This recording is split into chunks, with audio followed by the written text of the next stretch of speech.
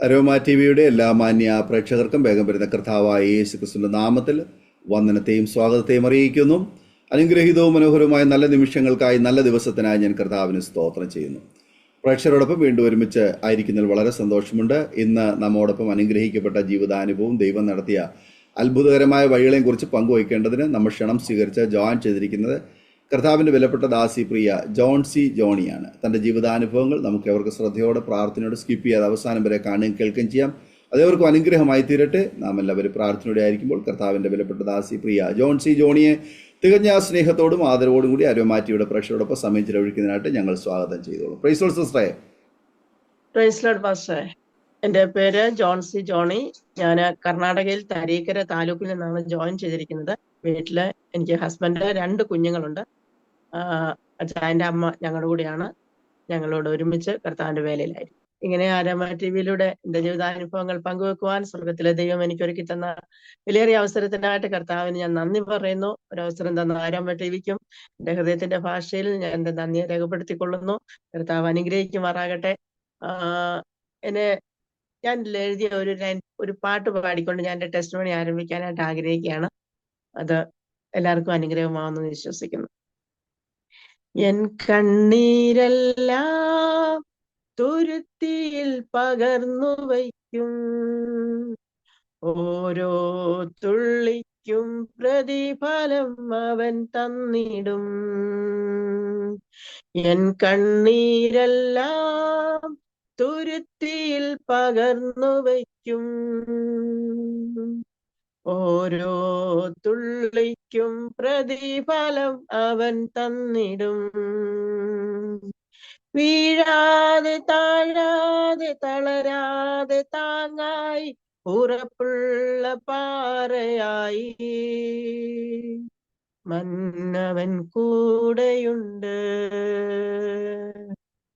Praise the Lord. എൻ്റെ ഈ അനുഭവങ്ങൾ പറയുമ്പോൾ ഈ പാട്ടിന്റെ സിറ്റുവേഷൻ ഞാൻ പറയുന്നതാണ്. വളരെ സന്തോഷമുണ്ട് ഇങ്ങനൊരു അവസരം എനിക്ക് ലഭിച്ചതിൽ. 1979 മാർച്ച് 27 എൻ്റെ ജനനം. കുമളിയിൽ, ഇടുക്കി ജില്ല കുമളി എന്ന സ്ഥലത്ത്. മർത്തോമ ബാക്ക്ഗ്രൗണ്ടിൽ മാതാപിതാക്കളുടെ മകളായി, 2ാമത്തെ മകളായി ജനിപ്പാൻ എനിക്ക് കർത്താവ് കൃപ തന്നു. ഞങ്ങൾ 3 സഹോദരങ്ങളാണ്. എനിക്ക് മൂത്തൊരു ചേച്ചി ബോംബെയിൽ കുടുംബമായി കർത്താവിന്റെ വേലയിലായിരിക്കുന്ന എനിക്കുള്ള ഒരു സഹോദരനാണ്. അദ്ദേഹവും ഞങ്ങളായിരിക്കുന്ന സ്വന്തം പട്ടണത്തിൽ തന്നെ കർത്താവിന്റെ വേലയുള്ള ബന്ധത്തിൽ ഇൻഡിപെൻഡന്റ് ആയിട്ട് കർത്താവിന്റെ ശുശ്രൂഷയിലായിരിക്കുന്നു.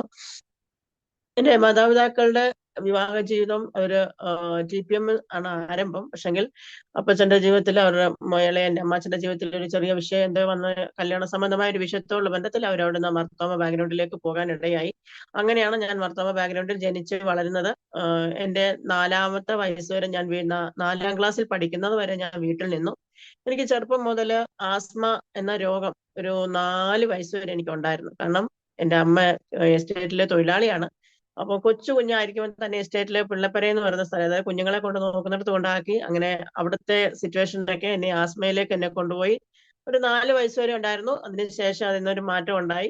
എന്നാൽ വീട്ടില് പപ്പയുടെ തികഞ്ഞ മദ്യപാനം, വീട്ടിലെ അരിഷ്ടത, വളരെ ശോചനീയമായ അവസ്ഥ, ജോലി ഉണ്ടെങ്കിലും വീട് നോക്കാത്ത ഒരു അനുഭവം, അങ്ങനെയൊക്കെ വളരെ കഷ്ടത കാരണം എന്നെ മർത്തോമ ബാക്ക്ഗ്രൗണ്ടിൽ തന്നെയുള്ള ഒരു ബാലികാ ഭവൻ എന്ന് പറയുന്ന സ്ഥലത്ത്, എലന്തൂർ ബാലികാ ഭവനിലാണ് ഞാൻ 5ാം ക്ലാസ് മുതൽ എൻ്റെ പഠനം. 10 വരെ ഞാൻ അവിടെ നിന്ന് പഠിക്കാൻ കർത്താവ് എനിക്ക് കൃപ തന്നു. അതിനുശേഷം 10ലെ ആദ്യത്തെ പ്രാവശ്യം തന്നെ ആദ്യം തന്നെ ജയിക്കാൻ ഇടയായി. എങ്കിൽ എനിക്ക് സ്പോൺസർ ഇല്ലാഞ്ഞത് കൊണ്ട് എനിക്ക് കണ്ടിന്യൂ പഠിത്തം അവര് ചെയ്യാൻ മുന്നോട്ട് സമ്മതിച്ചില്ല. അതിനുശേഷം ഞാൻ എൻ്റെ വീട്ടിലേക്ക് തന്നെ തിരിച്ചു വന്നു. അവിടെ നിന്ന് പ്രീ ഡിഗ്രിക്ക് പോയി. എങ്കിലും സാഹചര്യം നിമിത്തം എനിക്ക് അതും കംപ്ലീറ്റ് ചെയ്യാൻ പറ്റിയില്ല. അതിനുശേഷം നഴ്സിംഗ് ട്രെയിനിങ് ചെയ്തുകൊണ്ട് ഞാൻ പിന്നെ അങ്ങനെ ആ നഴ്സിംഗ് ഫീൽഡിലേക്ക് അങ്ങനെ പോകാൻ ഇടയായിരുന്നു. 98ലാണ് 1990 ഞാൻ രക്ഷിക്കപ്പെട്ടു ബാല്യഭവനിൽ നിന്നുകൊണ്ട് തന്നെ. 96 ഞാൻ സ്നാനപ്പെട്ടു. 2000 അഭിഷേകം പ്രാപിക്കാൻ കർത്താവ് കൃപ ചെയ്തു. 98ലാണ് എൻ്റെ ജോലിയോടുള്ള ബന്ധത്തിൽ ഞാൻ കർണാടകയിലേക്ക് വരുന്നത്. എൻ്റെ ഒരു കൂട്ടുകാരി സരിത എന്ന് പറയും. ഏകദേശം 10-25 വർഷത്തിന് ശേഷം കഴിഞ്ഞ ആഴ്ച എനിക്ക് കാണാൻ ഒരു ഭാഗ്യം കർത്താവ് കൃപ തന്നു. അങ്ങനെ എൻ്റെ കൂട്ടുകാരി മുഖേന കർണാടകയുമായിട്ടൊരു ബന്ധം എനിക്കുണ്ടായി. അതിനുശേഷം ജീവിതത്തിലെ പല സാഹചര്യങ്ങളിലൂടെ എന്നെ ദൈവം കൊണ്ടുപോയെന്ന ഒരു അനുഭവമായിരുന്നു.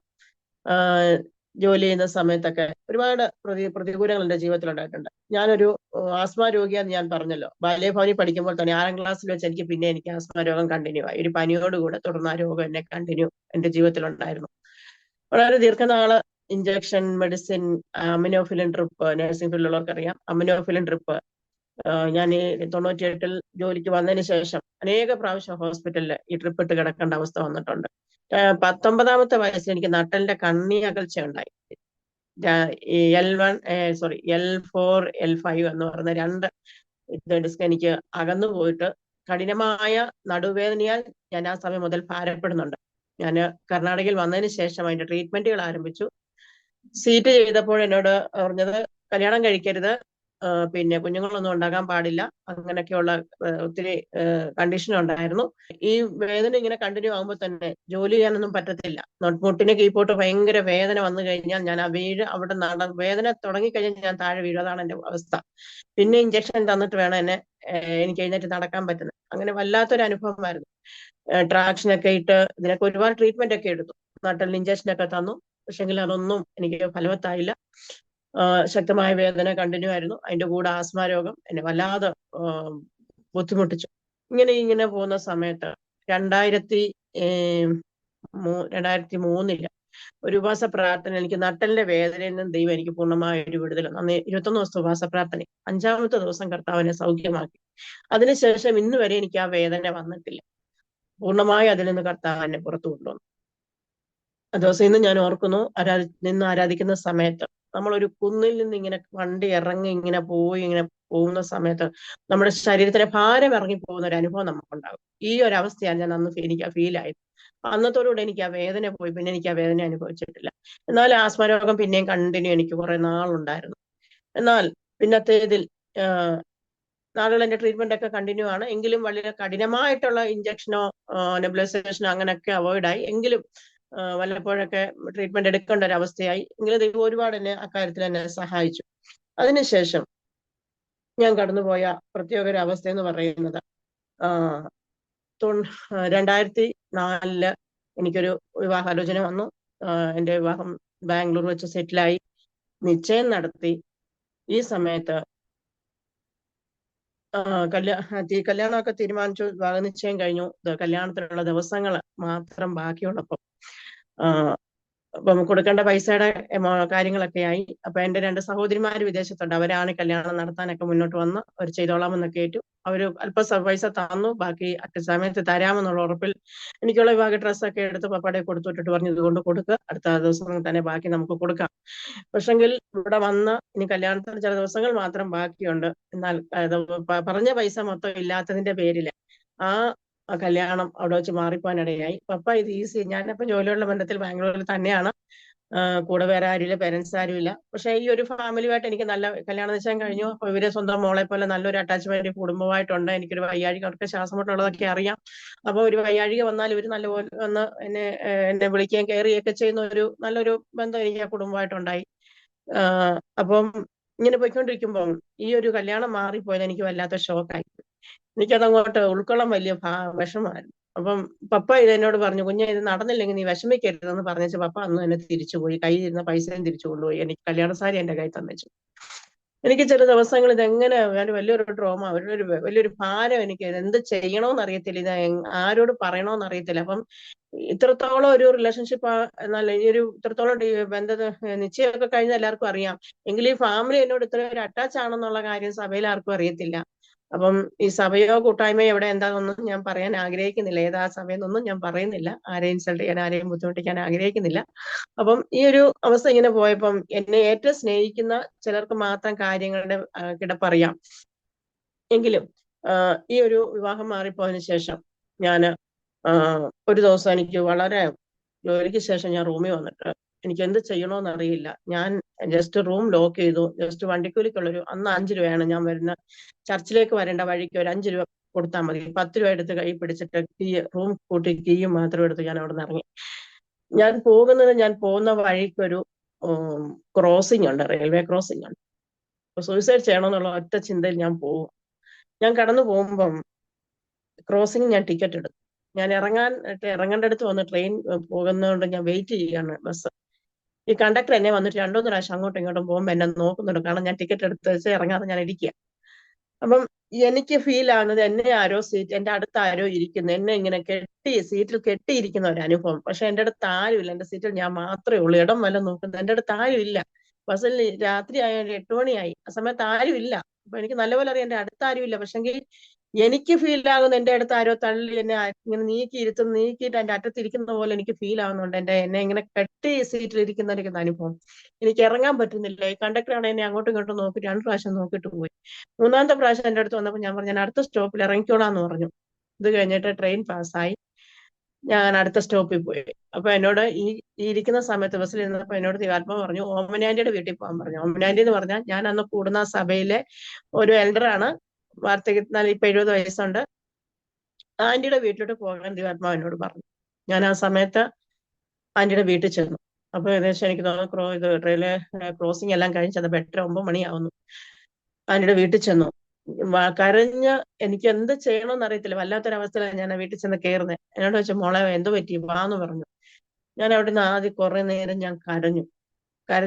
എനിക്ക് എത്ര നേരം കരഞ്ഞെന്ന് അറിയത്തില്ല. ആന്റി പറഞ്ഞു നീ ആദ്യം നിന്റെ കരഞ്ഞു തീർക്കുക, എന്നിട്ട് ഞാൻ സംസാരിക്കാന്ന് പറഞ്ഞിട്ട് കുറെ നേരം കരഞ്ഞതിന് ശേഷം എനിക്ക് ഒരു ഗ്ലാസ് പാല് തന്നു. നീ ഇത് കുടിക്കാൻ പറഞ്ഞു. ആന്റി അത് തന്നതിന് ശേഷം ഞാൻ കുടിച്ചിട്ട് ഞാനവിടെ സൈലന്റ് ആയിട്ടിരിക്കുക. എന്നോട് വെച്ചിട്ട് എന്താ കാര്യം ഇനി സംസാരിക്കാൻ പറഞ്ഞു. ഞാൻ പറഞ്ഞു ആന്റി ഇങ്ങനെ കാര്യം. അപ്പൊ വിഷയങ്ങൾ ഇവർക്ക് അറിയത്തില്ല, ഇത്രത്തോളം പോയ കാര്യം ഇവർക്ക് അറിയത്തില്ല. അപ്പൊ എന്നോട് ചോദിച്ചു മോനെ ഞാൻ പോയി സംസാരിക്കട്ടെ എന്ന് ചോദിച്ചു. ഞാൻ പറഞ്ഞു ആന്റി ഇനി സംസാരിക്കേണ്ട, കാരണം കഴിഞ്ഞത് കഴിഞ്ഞ്, ഇനി അവർക്ക് വേണ്ടാത്ത നമുക്ക് എന്തിനാ. പക്ഷെ എനിക്കിത് അങ്ങോട്ടൊന്ന് ഉൾക്കൊള്ളാനോ എനിക്കൊന്ന് പറയാനോ ആരുമില്ല. എനിക്ക് എന്ത് ചെയ്യണമെന്ന് അറിയാത്ത ഒരു അനുഭവമായി. അതുകൊണ്ടാണ് ഞാൻ ഈ ഒരു തീരുമാനത്തിലെത്തിയത്. എന്നോട് പറഞ്ഞു മോനെ നീ ചെയ്യുന്ന മണ്ടത്തരം ദൈവത്തിന് നിന്നെ കൊണ്ട് ആവശ്യമുണ്ട്, അതുകൊണ്ടാണ് ദൈവം നിന്നെ ഇവിടെ എത്തിച്ചത്. അതുകൊണ്ട് നീ ഭാരപ്പെടേണ്ട, ദൈവം ഇതിനൊരു നീക്കമൊക്കെ ചെയ്യും, നീ വിഷമിക്കാമെന്നു. എന്നിട്ട് എനിക്ക് ഫുഡ് വന്നു, ഞാൻ കഴിച്ചിട്ട് ഞാൻ കിടന്നുറങ്ങി. ആന്റി രാത്രി ഉറങ്ങിയില്ല. എനിക്ക് വേണ്ടി രാത്രി മുഴുവൻ ആന്റി ഇന്ന് പ്രാർത്ഥിക്കുക. ആന്റി പ്രാർത്ഥിക്കുന്ന സമയത്ത് ഒരു കാഴ്ച കാണിക്കുക. ഒരു ബെഡിൽ ഒരു കുഞ്ഞ് അമ്മയുടെ നെഞ്ചിൽ കിടന്നുറങ്ങുന്ന ഒരു അനുഭവം. അടുത്ത് ഒരാൾ തീയിൽ കൂടെ നടക്കുന്ന ഒരു അനുഭവം, തീയുടെ പുറത്ത് നടക്കുക. അപ്പൊ എന്നോട് പറഞ്ഞു മോനെ നീ ഇന്നലെ യേശുപ്പച്ചനെ നെഞ്ചിൽ ചാരിക്കിടന്ന് നീ ഉറങ്ങി, പക്ഷെ ഒരാളെ തീ കൂടെ നടത്തുന്ന ദൈവം എന്നെ കാണിച്ചതു. ഞാൻ രാവിലെ എഴുന്നേറ്റ് സമാധാനത്തോടെ ആന്റി എന്നെ പറഞ്ഞു. ഇതെന്റെ ജീവിതത്തിൽ വളരെ എന്നെ വളരെ വിഷമിപ്പിച്ച ഒരു സംഗതിയാണ്. പക്ഷെ ഈ സമയത്ത് ഒരു വചനം എന്നെ ദൈവാത്മാവ് തന്നായിരുന്നു. വചനം ഇതാണ്: ദൈവഗീത പ്രകാരമുള്ളതൊക്കെ അനുതാപം വരാത്ത മാനസാന്തരത്തെ രക്ഷയ്ക്കായി ഉളവാക്കുന്നു, ലോകത്തിന്റെ ദുഃഖമോ മരണത്തെ ഉളവാക്കുന്നു. ഈ ഒരു സിറ്റുവേഷനിലൂടെ കടന്നുപോയപ്പോൾ ദൈവാത്മാവ് എന്നെ പിടിച്ചു നിർത്തിയ ഒരു വചനമാണ്. അതിനുശേഷം ഞാൻ ആ സഭയിൽ നിന്ന് കുറച്ചു നാളും കൂടെ കഴിഞ്ഞിട്ട് ഞാൻ ആ സഭയിൽ നിന്ന് ഇറങ്ങി. കർത്താവ് എന്നെ അവിടെ നിന്ന് ഇറങ്ങി എന്ന് വേണം പറയാൻ. കാരണം പിന്നെ അവിടെ നടന്ന സംഭവങ്ങളൊന്നും പുറത്തോട്ട് പറയാൻ പറ്റത്തില്ല. എന്നെ സംബന്ധിച്ച് അത് പറയാൻ ഞാൻ ആഗ്രഹിക്കുന്നില്ല. എനിക്ക് അന്നേരമാണ് മനസ്സിലായി എന്തുകൊണ്ടാണ് ദൈവം എന്നെ ആ കുടുംബത്തിൽ എത്തിക്കാഞ്ഞതെന്നും എന്തുകൊണ്ടാണ് ആ ഒരു വിവാഹ ജീവിതത്തെ കർത്താവ് ബ്ലോക്ക് ചെയ്തതെന്നും എനിക്ക് ആ സിറ്റുവേഷനിൽ അവിടെ നടന്ന സംഭവങ്ങളിൽ നിന്ന് എനിക്ക് പിന്നത്തേതിൽ മനസ്സിലാക്കാനിടയായിത്തീർന്നു. വചനപ്രകാരമല്ലാത്ത ഒരുപാട് വിഷയങ്ങളിലൂടെ അവർ കടന്നുപോയി. ഞാൻ കഴിഞ്ഞ മാസം 2-3 മാസം മുമ്പ് ഞാൻ എന്റെ ഓമനാന്റി എന്ന് പറഞ്ഞ ആന്റിയുടെ വീട്ടിൽ ചെന്നു. ആന്റിയുടെ അടുത്ത് തന്നെയാണ് ആ ചർച്ച ഉള്ളത്. അവിടെ ചെന്നപ്പോ ആ ചർച്ച് ഇന്ന് അവിടെ ഇല്ല. അതൊരു ഒരു മനുഷ്യൻ വാങ്ങിച്ചിരുന്ന ഒരു 4 നില ഒരു അപ്പാർട്ട്മെന്റ് പണിത് അവിടെ ഒരു ചർച്ച ഉണ്ടായിരുന്ന സ്ഥലമാന്ന് പോലും പറയത്തില്ല. ആ ഒരു അവസ്ഥയിലേക്ക് അവിടുത്തെ കാര്യങ്ങൾ കഴിഞ്ഞുപോയി. അതിനുശേഷം അപ്പോഴാണ് ആ സമയത്ത് ഞാൻ ഡോളി ആന്റിയെ പരിചയപ്പെടുന്നു. ഡോളി ആന്റിയുടെ അടുത്ത് ഞാൻ വരുന്നു. അപ്പൊ ഈ ചർച്ചിൽ പോകുമ്പോഴും എനിക്ക് ആന്റിയെ അറിയാം, പക്ഷെ കൂട്ടായ്മയ്ക്ക് പോകുന്നില്ലായിരുന്നു. എന്നാൽ ഈ ഒരു സംഭവത്തിന് ശേഷം ഞാൻ ആന്റിയുടെ അടുത്ത് പോകാൻ തുടങ്ങി. ആന്റി കണ്ടിന്യൂ എന്നെ ഒരു സ്വന്തം സഹോദരിയെ പോലെ എന്നെ കൂടെ നിർത്തുകയും ശുശ്രൂഷ കാര്യങ്ങളിലൊക്കെ എനിക്ക് നല്ല സപ്പോർട്ടായിരുന്നു. ശരിക്കും ഒരു ശുശ്രൂഷയിലുള്ള ഒരു വ്യക്തി എങ്ങനെ ആയിരിക്കണം, അല്ലെങ്കിൽ എന്തൊക്കെ കാര്യങ്ങളിൽ നമുക്ക് ശരിക്കും എല്ലാ കാര്യവും ഞാൻ ആന്റിയിൽ നിന്ന് ഒരുപാട് കാര്യങ്ങൾ എനിക്ക് പഠിക്കാൻ പറ്റി. ആന്റിയുടെ കഷ്ടതയും ആന്റിയെ കടന്നുപോയ അനുഭവങ്ങളൊക്കെ എന്റെ ജീവിതത്തെ വളരെ എന്നെ ശുശ്രൂഷയ്ക്ക് വേണ്ടി എന്നെ ഒരുക്കിയ ഒരു അവസ്ഥയാണ്. എനിക്ക് നല്ലൊരു ടീച്ചറായിരുന്നു, നല്ലൊരു മാതാവായിരുന്നു. എനിക്ക് ആന്റിയെ കുറിച്ച് പറയാൻ ഒരുപാട് കാര്യങ്ങളുണ്ട്. അപ്പൊ അങ്ങനെ ദൈവം എന്നെ ആന്റിയുടെ കൂടെ ശിക്ഷണത്തിൽ കുറെ നാൾ എനിക്ക് പോകാൻ കഴിഞ്ഞു. 2007 ഞാൻ തിരിച്ച് നാട്ടിലേക്ക് പോന്നു. ഒരു പ്രത്യേക സാഹചര്യത്തിൽ ഞാൻ തിരിച്ച് നാട്ടിൽ പോന്നു. അതൊരു എന്താ പറയുന്നത്, ഒരു USA പോകാനുള്ള ഒരു സ്വല്പം ഫിനാൻഷ്യൽ ഇടപാട് ഞാൻ വേറൊരാൾക്ക് വേണ്ടി പറഞ്ഞ് ഞാൻ ഇടപെട്ട് ചെയ്തത് കൊണ്ട് എനിക്ക് അതൊന്ന് ഈ പൈസ തിരിച്ചു കൊടുക്കേണ്ട ഒരു ആവശ്യം അപ്പോൾ ഉണ്ട്. അപ്പൊ ഇതിനു വേണ്ടി എനിക്ക് ജോലിയിൽ നിന്ന് കഴിഞ്ഞാൽ എനിക്ക് ഇക്കാര്യത്തെ ഇടപെടാൻ പറ്റാത്തത് കൊണ്ട് ഞാൻ ജോലി റിസൈൻ ചെയ്തിട്ട് ഞാൻ തിരിച്ചു പോയി. അങ്ങനെ ഇരിക്കുമ്പം നമ്മുടെ ഈ വാഗമൺ എന്ന് പറയുന്ന സ്ഥലത്തൊരു പ്രയർ സെല്ലുണ്ട്. ആ പ്രയർ സെല്ലിലേക്ക് കുറച്ച് ദിവസം എന്നെ ഞാൻ അവിടെ പോയി 1 മാസം അവിടെ താമസിക്കുക. 1 മാസം അവിടെ താമസിക്കുന്ന സമയത്തും ഒരു റിജക്ഷൻ എനിക്ക് അനുഭവിക്കേണ്ടി വന്നു. എന്ന് വെച്ചാൽ അവിടുത്തെ ആന്റി USA അവിടെ വന്ന് ഇത് നടത്തുന്ന ഒരു ആന്റിയാണ്.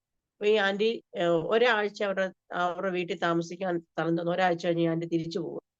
എന്നിട്ട് എന്നോട് പറഞ്ഞു, നീ എവിടെയെങ്കിലും താമസിക്കാൻ നോക്കിക്കോളാൻ പറഞ്ഞു. പെട്ടെന്ന് ഇത് എനിക്ക് ഫീൽ ചെയ്തു. കാരണം ഒരു പെങ്കൊച്ച് ഞാൻ ഇറങ്ങി എങ്ങോട്ടാ പോകുന്നത്? അവിടുത്തെ പ്രയർ സെല്ലിലേക്ക് വന്നതാ. ബാക്കി ദേവദാസന്മാര് കൂടുതൽ താമസിക്കുന്നവരുണ്ട്, ബാക്കി പോയി വരുന്നവരുണ്ട്, ഫാമിലീസ് ഉണ്ട്. എന്നോട് നീ എവിടെയെങ്കിലും നോക്കിക്കോ എന്ന് പറഞ്ഞപ്പോ എനിക്കിത് എന്ത് ചെയ്യണമെന്ന് അറിയില്ല. എങ്കിലും അവിടുത്തെ അക്കൗണ്ടും കാര്യങ്ങളൊക്കെ നോക്കിക്കൊണ്ടിരുന്ന എലിസബത്ത് എന്ന് പറയുന്ന ഒരു കുഞ്ഞ് എന്നോട് പറഞ്ഞു, ചേച്ചി ഭാരപ്പെടണ്ട, എന്റെ വീട്ടിൽ വാ, എന്റെ വീട് ചേച്ചിക്ക് വേണ്ടിയുള്ള വീടാ, വാ. പിന്നെ 1 മാസം ഞാൻ അവരുടെ വീട്ടിൽ നിന്ന് ഈ പ്രയർ സെല്ലിലേക്ക് വന്നു പോയി നിന്നു. അതിനുശേഷം പിന്നെയും കർത്താവ് എന്നെ അവിടുന്ന് കൊണ്ടുപോയി. നാട്ടിൽ ഒരു 40 ദിവസം ബൈബിൾ സ്റ്റഡി നടക്കുന്നത് എനിക്ക് എന്റെ ഒരു കസിൻ മോനെ അറിയാനിടയായി. ഞാൻ അവിടെ ചെന്ന് ഈ ബൈബിൾ സ്റ്റഡിയിൽ കുറച്ചാളും ഇങ്ങനെ നിൽക്കുന്ന സമയത്ത് 40 ദിവസം കഴിഞ്ഞു. ആ സമയത്തൊക്കെ കല്യാണാലോചനകൾ വന്നു. അങ്ങനെ അവിടെ അത് നടത്തിക്കൊണ്ടിരുന്ന ആ ദേവദാസനാണ് എനിക്ക് കല്യാണം ആലോചിച്ചത്. അപ്പം ഈ ജോൺ ചാനയും എന്നെ അറിയുന്ന ദേവദാസൻ ഞങ്ങളുടെ കല്യാണം സംസാരിച്ചു. അങ്ങനെ ഞങ്ങൾക്ക് 2007 ഡിസംബറിൽ ഞങ്ങളുടെ കല്യാണം കഴിയാനിടയായി തീർന്നു. കല്യാണത്തിന് ശേഷം ഈ ദേശത്തേക്ക് വരാൻ ദൈവം എന്നെ സഹായിച്ചു. ഇവിടെ വന്ന് ചില മാസങ്ങൾക്ക് ശേഷം ഞങ്ങൾ പ്രത്യേക ഒരു വില്ലേജിലേക്ക് ശുശ്രൂഷയ്ക്ക് വേണ്ടി ഞങ്ങൾ കടന്നുപോയി. അവിടെ ചെന്ന ആരംഭ നാളുകൾ, ചില വർഷങ്ങൾ ഞങ്ങൾ മാത്രമേ ഉള്ളൂ ആരാധനയ്ക്ക്. ഞാനും ജോൺചാനും മാത്രം. ജോൺചാൻ എവിടെയെങ്കിലും പോയി കഴിഞ്ഞാൽ ഞാൻ തന്നെ ഇരുന്ന് പാടും, പ്രാർത്ഥിക്കും. ഏകദേശം 3 വർഷത്തിന് ശേഷമാണ് ഞങ്ങൾക്ക് കുഞ്ഞുങ്ങളെ ലഭിക്കുന്നത്. ഈ സമയത്ത് ഇതേ സമയം ഞങ്ങളുടെ കൂടെ തന്നെ ജോൺചാന്റെ അനിയന്റെ വിവാഹവും ഞങ്ങൾ ഒരുമിച്ചാണ്, ഒരേ സ്റ്റേജിൽ തന്നെയാണ് ഞങ്ങളുടെ കല്യാണം കഴിയുന്നത്. ഞങ്ങളുടെ കല്യാണം കഴിഞ്ഞ് 1 വർഷം കഴിഞ്ഞപ്പോൾ, ഏകദേശം 1 വർഷം ആകുന്ന സമയത്ത് നാട്ടിലേക്ക് ഒന്ന് പോയി. എന്റെ ബ്രദറിന്റെ വിവാഹത്തോടുള്ള ബന്ധത്തിലാണ് ഞങ്ങൾ കടന്നു പോകുന്നത്.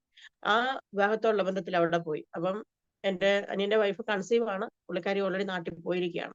ഞങ്ങളിതാ കൺസീവ് ആണോ നാട്ടിൽ പോയെന്നുള്ള കാര്യം ഞങ്ങൾക്ക് അറിയാം. എന്റെ ബ്രദറിന്റെ വിവാഹത്തോടുള്ള ബന്ധത്തിൽ ഞങ്ങള് വീട്ടിലെ ക്രമീകരണങ്ങളൊക്കെ ചെയ്തുകൊണ്ടിരിക്കുകയാണ്. അപ്പൊ ആ ദിവസങ്ങളിൽ എന്റെ പപ്പയ്ക്ക് അറ്റാക്ക് വന്ന് ഹോസ്പിറ്റലിൽ നിന്ന് എല്ലാം ഡിസ്ചാർജ് ആയി വീട്ടിൽ കൊണ്ടുവന്ന ദിവസമാണ്. ഞങ്ങൾ വീട്ടിൽ ചെന്ന് ഞാനും ബ്രദറും ജോൺചാനും കൂടെ ചേർന്ന് വീട്ടിലെ കാര്യങ്ങളൊക്കെ ക്രമീകരിച്ചുകൊണ്ടിരിക്കുന്നു. എല്ലാം കഴിഞ്ഞ് രാത്രി 2 മണിയായി ഞങ്ങൾ കിടന്ന് ഉറക്കം എല്ലാം കഴിഞ്ഞ് ഒരു 5 മണിയായപ്പം എന്റെ തുടക്കിട്ട് ആരും അടിച്ച പോലെ ഫീലായി. നല്ല പോലെ എനിക്ക് ഒരു അടി കിട്ടി. ഞാൻ പെട്ടെന്ന് ചാടി എഴുന്നേറ്റു. നോക്കിയപ്പോ ജോൺചാൻ എന്റെ അടുത്ത് കിടക്കുക. പക്ഷെ ഞാൻ ജോൺചാനെ വഴക്ക് പറഞ്ഞു, ജോൺചാൻ ഇപ്പൊ കിടന്നതല്ലേ ഉള്ളൂ, എന്തിനാ ഇപ്പൊ എന്നെ വിളിച്ചതെന്ന് ചോദിച്ചപ്പോ ജോൺചാൻ നല്ല ഉറക്കം, ഒന്നും അറിയുന്നില്ല. പെട്ടെന്ന് ഞാൻ കിടക്കാൻ തുടങ്ങിയപ്പോ എന്നോട് പ്രാർത്ഥിക്കെന്ന് പറയുന്ന ഒരു സൗണ്ട് ഞാൻ കേട്ടു. ഇന്നും എന്റെ ചെവിയിൽ ആ ശബ്ദമുണ്ട്. 3 പ്രാവശ്യം എന്നോട് പറഞ്ഞു, പ്രാർത്ഥിക്കുക. ഞാൻ ചോദിച്ചു, എന്തിനു വേണ്ടിയാ പ്രാർത്ഥിക്കണ്ടേ? പ്രാർത്ഥിക്കുക. പിന്നെ ഞാൻ ചോദിച്ചു, എന്തിനു വേണ്ടിയാ പ്രാർത്ഥിക്കണ്ടേ? പ്രാർത്ഥിക്കുക. എന്തിനു വേണ്ടിയാ പ്രാർത്ഥിക്കേണ്ടത് ഞാൻ ചോദിച്ചു. പിന്നെ ആ ശബ്ദവും ഇല്ല. ഞാൻ കിടന്നില്ല, എന്റെ ഉറക്കം പോയി. ഞാൻ കുറെ സമയം ഇരുന്ന് ആ അന്യഭാഷയിൽ പ്രാർത്ഥിക്കുന്ന ഒരു അനുഭവമാണ് ഞാൻ പറഞ്ഞു വരാൻ പോകുന്നത്. ആദ്യത്തെ ഒരു അനുഭവം. അനുവിന്റെ അന്യഭാഷ പ്രാർത്ഥിക്കാറുണ്ട്, പക്ഷെ എനിക്കൊരു പ്രത്യേക ഒരു അനുഭവം എനിക്ക് ഉണ്ടായത് ആദ്യമായിട്ടാണ്. അപ്പൊ ഞാൻ എന്തിനു വേണ്ടി പ്രാർത്ഥിക്കണം എന്ന് എനിക്കറിയത്തില്ല. ഞാൻ ടങ്സിൽ ഞാനൊരു 10-20 മിനിറ്റ് ഞാൻ പ്രാർത്ഥിച്ചിട്ട് ഞാൻ കിടന്നു. 10 മിനിറ്റ് കഴിഞ്ഞപ്പോൾ എനിക്ക് വീട്ടിൽ ഫോൺ കോൾ വന്നു. അപ്പൊ അന്നത്തെ ഈ ലാൻഡ് ലൈൻ ഉണ്ട്. അപ്പം ഫോൺ വന്നു. ഞാൻ പോയി ഫോൺ എടുത്തു. അപ്പൊ എന്നോട് സംസാരിക്കുന്ന അനിയനാ. ബിൻസി പ്രസവിച്ചു, ആൺകൊച്ചാന്ന് പറഞ്ഞു. ഞങ്ങൾ രാവിലെ തന്നെ ഹോസ്പിറ്റലിൽ ചെന്ന് ചോദിച്ചു, എപ്പോഴും അഡ്മിറ്റ് ആക്കി, എന്താ ഉണ്ടായെന്ന് ചോദിച്ചു. അന്നേരം ഞങ്ങളുടെ അനിയൻ പറഞ്ഞു, ഇന്നലെ 11 മണിയായപ്പോൾ, രാവിലെ 11 ആയപ്പോൾ അവർക്ക് വേദന തുടങ്ങി. ഏകദേശം 12 ആയപ്പോൾ ആശുപത്രി കൊണ്ടുവന്നു. അന്നേരം തൊട്ട് പെയിൻ ഉണ്ട്. പക്ഷെങ്കില് ഒരു പ്രോഗ്രസ്സും ഇല്ല. രാവിലെ ഓപ്പറേഷൻ എടുക്കാൻ പോവുക. അവര് പറഞ്ഞു, ഇനി ഓപ്പറേഷൻ ചെയ്യാൻ പോകണം, ഇനി ഞങ്ങളെ കൊണ്ട് ഇനി വെയിറ്റ് ചെയ്യാൻ പറ്റത്തില്ല, കുഞ്ഞിന്റെ ജീവനെ അത് ബുദ്ധിമുട്ടായി. കാരണം കൊണ്ടുവന്ന് അഡ്മിറ്റ് ആയ സമയം മുതൽ ആ കുഞ്ഞ് ആ ഹെഡ് മേളിൽ തന്നെ, താഴോട്ട് അല്പം പോലും പ്രോഗ്രസ് ആയിട്ടില്ല. അതുകൊണ്ട് ഇനി ഞങ്ങൾക്ക് വെയിറ്റ് ചെയ്യാൻ പറ്റത്തില്ല. മെഡിസിൻ ഒക്കെ കൊടുത്തിട്ട് ഒരു പ്രോഗ്രസ് ഇല്ലാതിരിക്കുന്നതുകൊണ്ട് ഓപ്പറേഷൻ ചെയ്യാൻ പോവുകയാണ്. അതുകൊണ്ട് അതിനുള്ള പ്രിപ്പറേഷൻ ചെയ്തുകൊണ്ടിരിക്കുന്ന സമയമാണ് ദൈവാത്മാവ് എന്നെ എഴുന്നേൽപ്പിച്ചത് പ്രാർത്ഥിപ്പിക്കാനെന്ന് എനിക്ക് അന്നേരം മനസ്സിലായി. അതിനുശേഷം അന്ന് കുഞ്ഞ് 3.25 കിലോയ്ക്ക് മേളിലുണ്ട്. നോർമൽ ഡെലിവറി ആയി. കുഞ്ഞ് അനുഗ്രഹിക്കപ്പെട്ട ഒരു ആൺകുഞ്ഞിനെ ദൈവം അവർക്ക് കൊടുത്തു. ഞങ്ങൾ അതെല്ലാം ശേഷം തിരിച്ച് വീട്ടിൽ വന്നു. അപ്പൊ ഞാൻ ഈ ഒരു വിഷയം എടുത്തു പറയാൻ കാരണം, അന്യഭാഷയിലുള്ള പ്രാർത്ഥനയുടെ ഒരു മുഖ്യമായ കാരണം, നമ്മൾ അറിയുന്നില്ല എന്ത് വിഷയത്തിന് വേണ്ടിയാണ് നമ്മൾ പ്രാർത്ഥിക്കേണ്ടത്. പക്ഷെ കർത്താവിനറിയാം നമ്മളെ കൊണ്ട് എന്തിനു വേണ്ടിയാണ് പ്രാർത്ഥിപ്പിക്കേണ്ടതെന്ന്. ഇതെന്റെ ജീവിതത്തിലെ ആദ്യത്തെ ഒരു അനുഭവമാണ്. വെളിപ്പെട്ടു വന്ന ഒരു അനുഭവം. വെളിപ്പെടാത്ത അനേക കാര്യങ്ങളുണ്ട്, എന്നാൽ വെളിപ്പെട്ടു വന്ന ആദ്യത്തെ അനുഭവം. അതിനുശേഷം ഞങ്ങളുടെ വിവാഹ ജീവിതത്തിൽ 3 വർഷത്തിന് ശേഷം ഞങ്ങൾക്ക് മൂത്ത മോള് ജോയ്സിനെ കർത്താവ് തന്നു. ഇവിടെ ഞങ്ങൾക്ക് തരുന്ന സമയത്ത് വളരെ കഷ്ടത, ഞങ്ങൾക്ക് സപ്പോർട്ട് എന്ന് പറയാനൊന്നുമില്ല. അന്നേരം ഞങ്ങൾ ഇൻഡിപെൻഡന്റ് ആയിട്ടാണ് നിൽക്കുന്നത്. IPCയിലല്ല, ജോൺസാൻ പഠിച്ചതൊക്കെ IPCയുടെ ബൈബിൾ കോളേജിലാണെങ്കിലും ഞങ്ങൾക്ക് ഇൻഡിപെൻഡന്റ് ആയിട്ടാണ് ഞങ്ങൾ ആ സമയത്ത് നിൽക്കുന്നത്. പ്രത്യേകിച്ച് സപ്പോർട്ടൊന്നുമില്ല. ഞങ്ങളെ വില്ലേജുകളെല്ലാം നടന്നു പോയി വിസിറ്റ് ചെയ്യും. വണ്ടിയൊന്നും ഇല്ലാത്ത സമയമാണ്. ഇല്ല, എത്ര കിലോമീറ്റർ നടക്കാൻ പറ്റും അത്ര കിലോമീറ്റർ നടക്കും. ഒരു ദിവസം ഞാനിവിടെ കൺസീവ് ആയിരിക്കുന്ന 6, 7 ആ മാസം ആ സമയത്ത് വീട്ടിൽ ആഹാരം തീർന്നു. അപ്പൊ ഞാൻ തലേന്ന് പറഞ്ഞു, ജോണിച്ചാ നാളെ ഒരു നേരത്തേക്കുള്ള ആഹാരം അതിനുള്ള സാധനം വീട്ടിലുണ്ട്, അതിനുശേഷം ഇല്ല. അന്നേരം പറഞ്ഞ ഭാരപ്പെടണ്ട എന്ന് പറഞ്ഞു. അന്ന് രാത്രി ഞങ്ങൾക്ക് ആഹാരമില്ല. ഞാൻ 6, 7 മാസം കൺസീവ് ആണ്. ആ സമയത്ത് എന്റെ തൊട്ടടുത്ത വീട്ടിൽ താമസിക്കുന്ന ഒരു ഹിന്ദു ഒരു മാതാവ് രാത്രി വന്ന് കതകിന് തട്ടിയിട്ട് ഞാൻ നോക്കുമ്പോ ഒരു പ്ലേറ്റ് അടച്ച് കൊണ്ട് തന്നേക്കുക. എനിക്ക് തുറന്നു നോക്കിയപ്പം ഈ മീനിന്റെ മുട്ടയില്ലേ, മുട്ട പൊരിച്ചത് ഒരു 2 പേർക്ക് കഴിക്കാനുള്ള ഈ ഒരു പ്ലേറ്റിനകത്ത് കൊണ്ട് തന്നേക്കുക. എന്റെ ജീവിതത്തിൽ അത് വലിയൊരു മിറാക്കിളാണ്. കാരണം ദൈവത്തിന്റെ ഒരു അത്ഭുതം. ഞങ്ങളുടെ ശുശ്രൂഷ ഞങ്ങളെ താങ്ങാൻ ആരുമില്ല, പക്ഷെ കർത്താവ് ഞങ്ങൾക്ക് വേണ്ടി ഒരുക്കി ഒരു വഴി. അന്ന് രാത്രിയിൽ അങ്ങനെ ആ ഫുഡ് ദൈവം ഞങ്ങൾക്ക് വേണ്ടി ഒരുക്കി തന്നു. ഒരിക്കലും ആഹാരമില്ലാതെ പട്ടിണി കർത്താവ് കിടത്തിയിട്ടില്ല. എങ്കിലും അറ്റ് ടൈമിൽ ഞങ്ങൾക്ക് വേണ്ട കാര്യങ്ങൾ കർത്താവ് ഞങ്ങൾക്ക് ലാസ്റ്റ് മൂമെന്റിൽ കർത്താവ് ഒരുക്കി തരുന്ന ഒരു അനുഭവമാണ് ഞങ്ങളുടെ ജീവിതത്തിൽ ഇതുവരെയും. ആദ്യം ചെയ്യത്തില്ല, താമസിച്ചും വരത്തില്ല, കറക്റ്റ് സമയത്ത് കർത്താവ് ഞങ്ങൾക്ക് വേണ്ടി ആവശ്യങ്ങൾ ഇതുവരെ നടത്തിക്കൊണ്ടിരിക്കുന്നു. അത് എന്റെ ജീവിതത്തിൽ വിശ്വാസത്തെ ഉറപ്പിക്കുന്ന ഒരു വിഷയമായിരുന്നു. പിറ്റേന്ന് ഞങ്ങളുടെ അമ്മ ഇവിടെ ഒറ്റയ്ക്ക് അന്നേരം താമസിക്കുന്ന അമ്മ. ആ സമയത്ത് ഞങ്ങൾക്ക് പിറ്റേന്ന് റേഷന് അരിയൊക്കെ വാങ്ങിച്ച് കുറച്ച് സാധനങ്ങളൊക്കെ ആയിട്ട് അമ്മ പിറ്റേന്ന് വീട്ടിൽ വരാനിടയായി. 3 വർഷത്തിന് ശേഷമാണ് ജോയ്സ് ഉണ്ടാകുന്നതെന്ന് ഞാൻ പറഞ്ഞു. ഇവിടെ കൺസീവ് ആയ അന്ന് മുതൽ എനിക്കൊരു വോമിറ്റിംഗ് എന്ന് പറഞ്ഞ് ഞാൻ എന്റെ ജീവിതത്തിൽ ഉണ്ടായിട്ടില്ല. ഒരു പ്രാവശ്യം പോലും ഞാൻ ഛർദ്ദിച്ചിട്ടില്ല. സാധാരണ കൺസീവ് ആകുമ്പോൾ എല്ലാവർക്കും ഉള്ള ഒരു ബുദ്ധിമുട്ടാണ്. ചിലർക്കില്ല, എന്നാൽ മിക്കവാറും എല്ലാവർക്കും വോമിറ്റിംഗ് ആരംഭം തൊട്ടുണ്ട് 3-4 മാസം ആ ഒരു ബുദ്ധിമുട്ടുണ്ടാവും. പക്ഷെ ഒരു പ്രാവശ്യം പോലും എനിക്ക് അങ്ങനെ ഒരു ബുദ്ധിമുട്ടുണ്ടായിട്ടില്ല. ഇവിടെ കൺസീവ് ഇവിടെ വയറ്റിലുണ്ടായെന്ന് അറിഞ്ഞ സമയം മുതൽ ഞങ്ങൾ രണ്ടുപേരും കൈവച്ച് പ്രാർത്ഥിക്കാൻ തുടങ്ങി. ഇവൾക്ക് വേണ്ടി ഒരു മെഡിസിൻ ഞാൻ കഴിച്ചിട്ടില്ല. ഒരു അയറൺ ടാബ്ലറ്റ്, ഒരു കാൽഷ്യം ഗുളിക, ഒരു സാധനവും ഈ കുഞ്ഞിന്റെ പേരിൽ ഞാൻ കഴിച്ചിട്ടില്ല. എനിക്ക് നല്ല പ്രാഗൽഭ്യമുണ്ട്. 8-ാം മാസമായപ്പം, കാരണം ഡെലിവറിക്ക് ഹോസ്പിറ്റലിൽ പോയി ഒരു ഡോക്ടറുടെ സപ്പോർട്ട്, ഒരു സിസ്റ്ററിന്റെ സപ്പോർട്ട് വേണ്ടിയത് കൊണ്ട് ആ സമയത്ത് 8 മാസം കഴിഞ്ഞപ്പം ഞങ്ങളുടെ വില്ലേജിൽ തന്നെയുള്ള ഡിസ്പെൻസറിയിൽ ചെന്നു. അപ്പൊ ഡോക്ടർ ചോദിച്ചു, ഇത്ര വരെയായിട്ട് എന്താ ചെക്കപ്പ് ഒന്നും ചെയ്യാഞ്ഞെന്നൊക്കെ ചോദിച്ചു. അന്നൊരു TT തന്നു. അതിനുശേഷം സ്കാനിങ്ങിന് എഴുതി തന്നു. കറക്റ്റ് സമയമായപ്പോ പോയി നോർമല് കുഞ്ഞിനെ ദൈവം തന്നു. അനുഗ്രഹിക്കപ്പെട്ട നല്ല വെയിറ്റ് ഒന്നും ഒരു കുഴപ്പമില്ല. നല്ലൊരു കുഞ്ഞിനെ കർത്താവ് വന്ന് ഞങ്ങൾക്ക് തരാനിടയായിത്തീർന്നു. ഏകദേശം 2 വർഷത്തിന് ശേഷം 2ാമത്തെ പൈതലിനെയും കർത്താവ് തന്നു. ഈ സമയത്തൊക്കെ ഞങ്ങൾ ശുശ്രൂഷയിൽ വളരെ ബുദ്ധിമുട്ടിലൂടെ പോകുന്ന സമയമാണ്. ഇവിടെ വഹിച്ചുകൊണ്ട് ആ സമയത്ത് ഞങ്ങൾക്ക് സൈക്കിള് ദൈവമക്കളിലൂടെ ദൈവം ഞങ്ങൾക്ക് തന്നു. ആ സൈക്കിളിൽ ഏകദേശം 10-15 കിലോമീറ്റർ അങ്ങോട്ടും ഇങ്ങോട്ടും വില്ലേജിൽ വിളയിരുത്തിക്കൊണ്ട് ഞങ്ങള് സൈക്കിളിൽ പോകും വില്ലേജിൽ മിനിസ്ട്രിക്ക്. ഏകദേശം ഞാൻ പറഞ്ഞല്ലോ, കൺസീവ് ആയിരിക്കുന്ന 8 മാസം വരെ നടന്ന് വില്ലേജിൽ പ്രവർത്തിക്കാൻ കർത്താവ് കൃപ തന്നു. 8 മാസം കഴിഞ്ഞപ്പോഴത്തേക്ക് ഞാൻ പറഞ്ഞു, എന്നെ കൊണ്ട് ഇനി നടക്കാൻ വയ്യ, അതുകൊണ്ട് കൊഞ്ചം തന്നെ പൊക്കോ, ഇനി ഞാൻ തന്നെ എനിക്ക് നടക്കാൻ പറ്റത്തില്ലെന്ന് പറഞ്ഞ് അങ്ങനെ വീട്ടിൽ തന്നെയായി. ആ സമയത്ത് ഞങ്ങൾ പുതിയൊരു വില്ലേജിലേക്ക് ഞങ്ങൾ വരികയാണ്. ഈ സമയത്ത് ഞങ്ങൾ ഈ പുതിയ വില്ലേജിൽ വരുന്ന സമയത്ത് ഞങ്ങൾ ഇങ്ങനെ പ്രാർത്ഥിച്ചു, കർത്താവേ, ലുദിയുടെ ഹൃദയം തുറന്ന പോലെ ഈ വില്ലേജിൽ ഒരു ഹൃദയത്തെ കർത്താവ് ഞങ്ങൾക്ക് വേണ്ടി തുറന്നു തരണമെന്ന് പ്രാർത്ഥിച്ചു. ആ വില്ലേജിനകത്ത് ഞങ്ങൾ സുവിശേഷമായി കടന്നു പോകുമ്പോൾ ഒരു വീട്ടിൽ ഞങ്ങൾ ചെന്നപ്പം വളരെ ആ വീട്ടിനകത്ത് റൂം നിറച്ച് വിഗ്രഹങ്ങളാണ്. ഫുള്ള് ഒരു ഭിത്തിയില്ല, കാലി എല്ലാം നിറച്ചിങ്ങനെ വെച്ചേക്കുക. ഇവര് രാവിലെ തൊട്ട് രാത്രി വരെ ഉപവാസമൊക്കെ ഇരുന്ന് ഭയങ്കര പൂജയും കാര്യങ്ങളും. ബ്രാഹ്മിൻസ് തോറ്റു അതുപോലെ പൂജയൊക്കെ ചെയ്യുന്ന സ്ത്രീയാ. പക്ഷെ അവരുടെ വീട്ടിലെ പ്രശ്നങ്ങൾക്ക് മാത്രം ഒരു മാറ്റമില്ല. അവരുടെ മോൾ 5ാം ക്ലാസ് മുതൽ, അന്ന് അവള് 10ലാണ് പഠിക്കുന്ന ആ സമയം വരെ അവള് ഫുൾ സ്ലീവ് ഡ്രസ് ഇട്ടാണ് നടക്കുന്നത്. കഴുത്ത് ഫുള്ള് കവറായിരിക്കും, കാരണം അവൾക്ക് ഒരു അലർജി ഉണ്ട്. ഈ രോഗം ട്രീറ്റ്മെന്റ് ചെയ്യാൻ സ്ഥലമില്ല, പോകാൻ ഹോസ്പിറ്റലിനില്ല. അതുപോലെ എല്ലായിടത്തും പോയി അവരുടെ എല്ലാം ഉപജീവനമാർഗവും അതിനുവേണ്ടി ചെലവഴിച്ച് അങ്ങനെ ഇരിക്കുന്ന വളരെ വിഷമിച്ചിരിക്കുന്ന സമയം. പക്ഷെങ്കിൽ ഞങ്ങൾ യേശുവുമായിട്ട് അവിടെ ചെന്നപ്പോ ഇവർക്ക് യേശുവിനെ വേണ്ട. അവർ പറഞ്ഞു, ഞങ്ങൾക്ക് ഇത്രയും ദൈവങ്ങളുണ്ട്, ഞങ്ങൾക്ക് ഇവര് മതി. പിന്നെ എന്റെ അനിയത്തി ക്രിസ്ത്യാനി, അവിടെ വീട്ടിൽ കൊണ്ടുവിടാന്നും പറഞ്ഞുകൊണ്ട് ഞങ്ങളെ അവരുടെ വീട്ടിലോട്ട് കൊണ്ടുപോയി. അവര് കത്തോലിക്ക കൂട്ടായ്മയിൽ പോകുന്ന ഒരു സഹോദരിയാണ്. ഭർത്താവ് കുടിച്ച് ലക്ക് കെട്ട് അടുത്തൊരു വീടിന്റെ തിണ്ണെ പോയി കിടപ്പുണ്ട്. ഭയങ്കര വഴക്കാളിയാണ്. ഈ സഹോദരി കടം കയറി ഈ ഭർത്താവിന്റെ കൂടിയും വീട്ടിലെ കടം നിമിത്തം ആത്മഹത്യ ചെയ്യാൻ റൂമിനകത്ത് ഇരിക്കുക. അപ്പൊ ഞങ്ങളെ എന്നപ്പോ ഈ ചേച്ചിയാണ് കൊണ്ടുവന്നത്. അപ്പൊ റൂമിന് മുട്ടിയിട്ട് പറഞ്ഞു, ഇവര് ക്രിസ്ത്യാനികളാ, നീയും ചർച്ചിൽ പള്ളിയിൽ പോകുന്നില്ല, നിന്നോട് സംസാരിക്കാനാന്ന് പറഞ്ഞു. അന്ന് അവരോട് സംസാരിച്ചു. ദൈവം അവരുടെ ജീവിതത്തിൽ വലിയ മാറ്റങ്ങളെ വരുത്തി. ആ കുടുംബത്തെ സ്നാനപ്പെടുത്താൻ കർത്താവ് കൃപ തന്നു.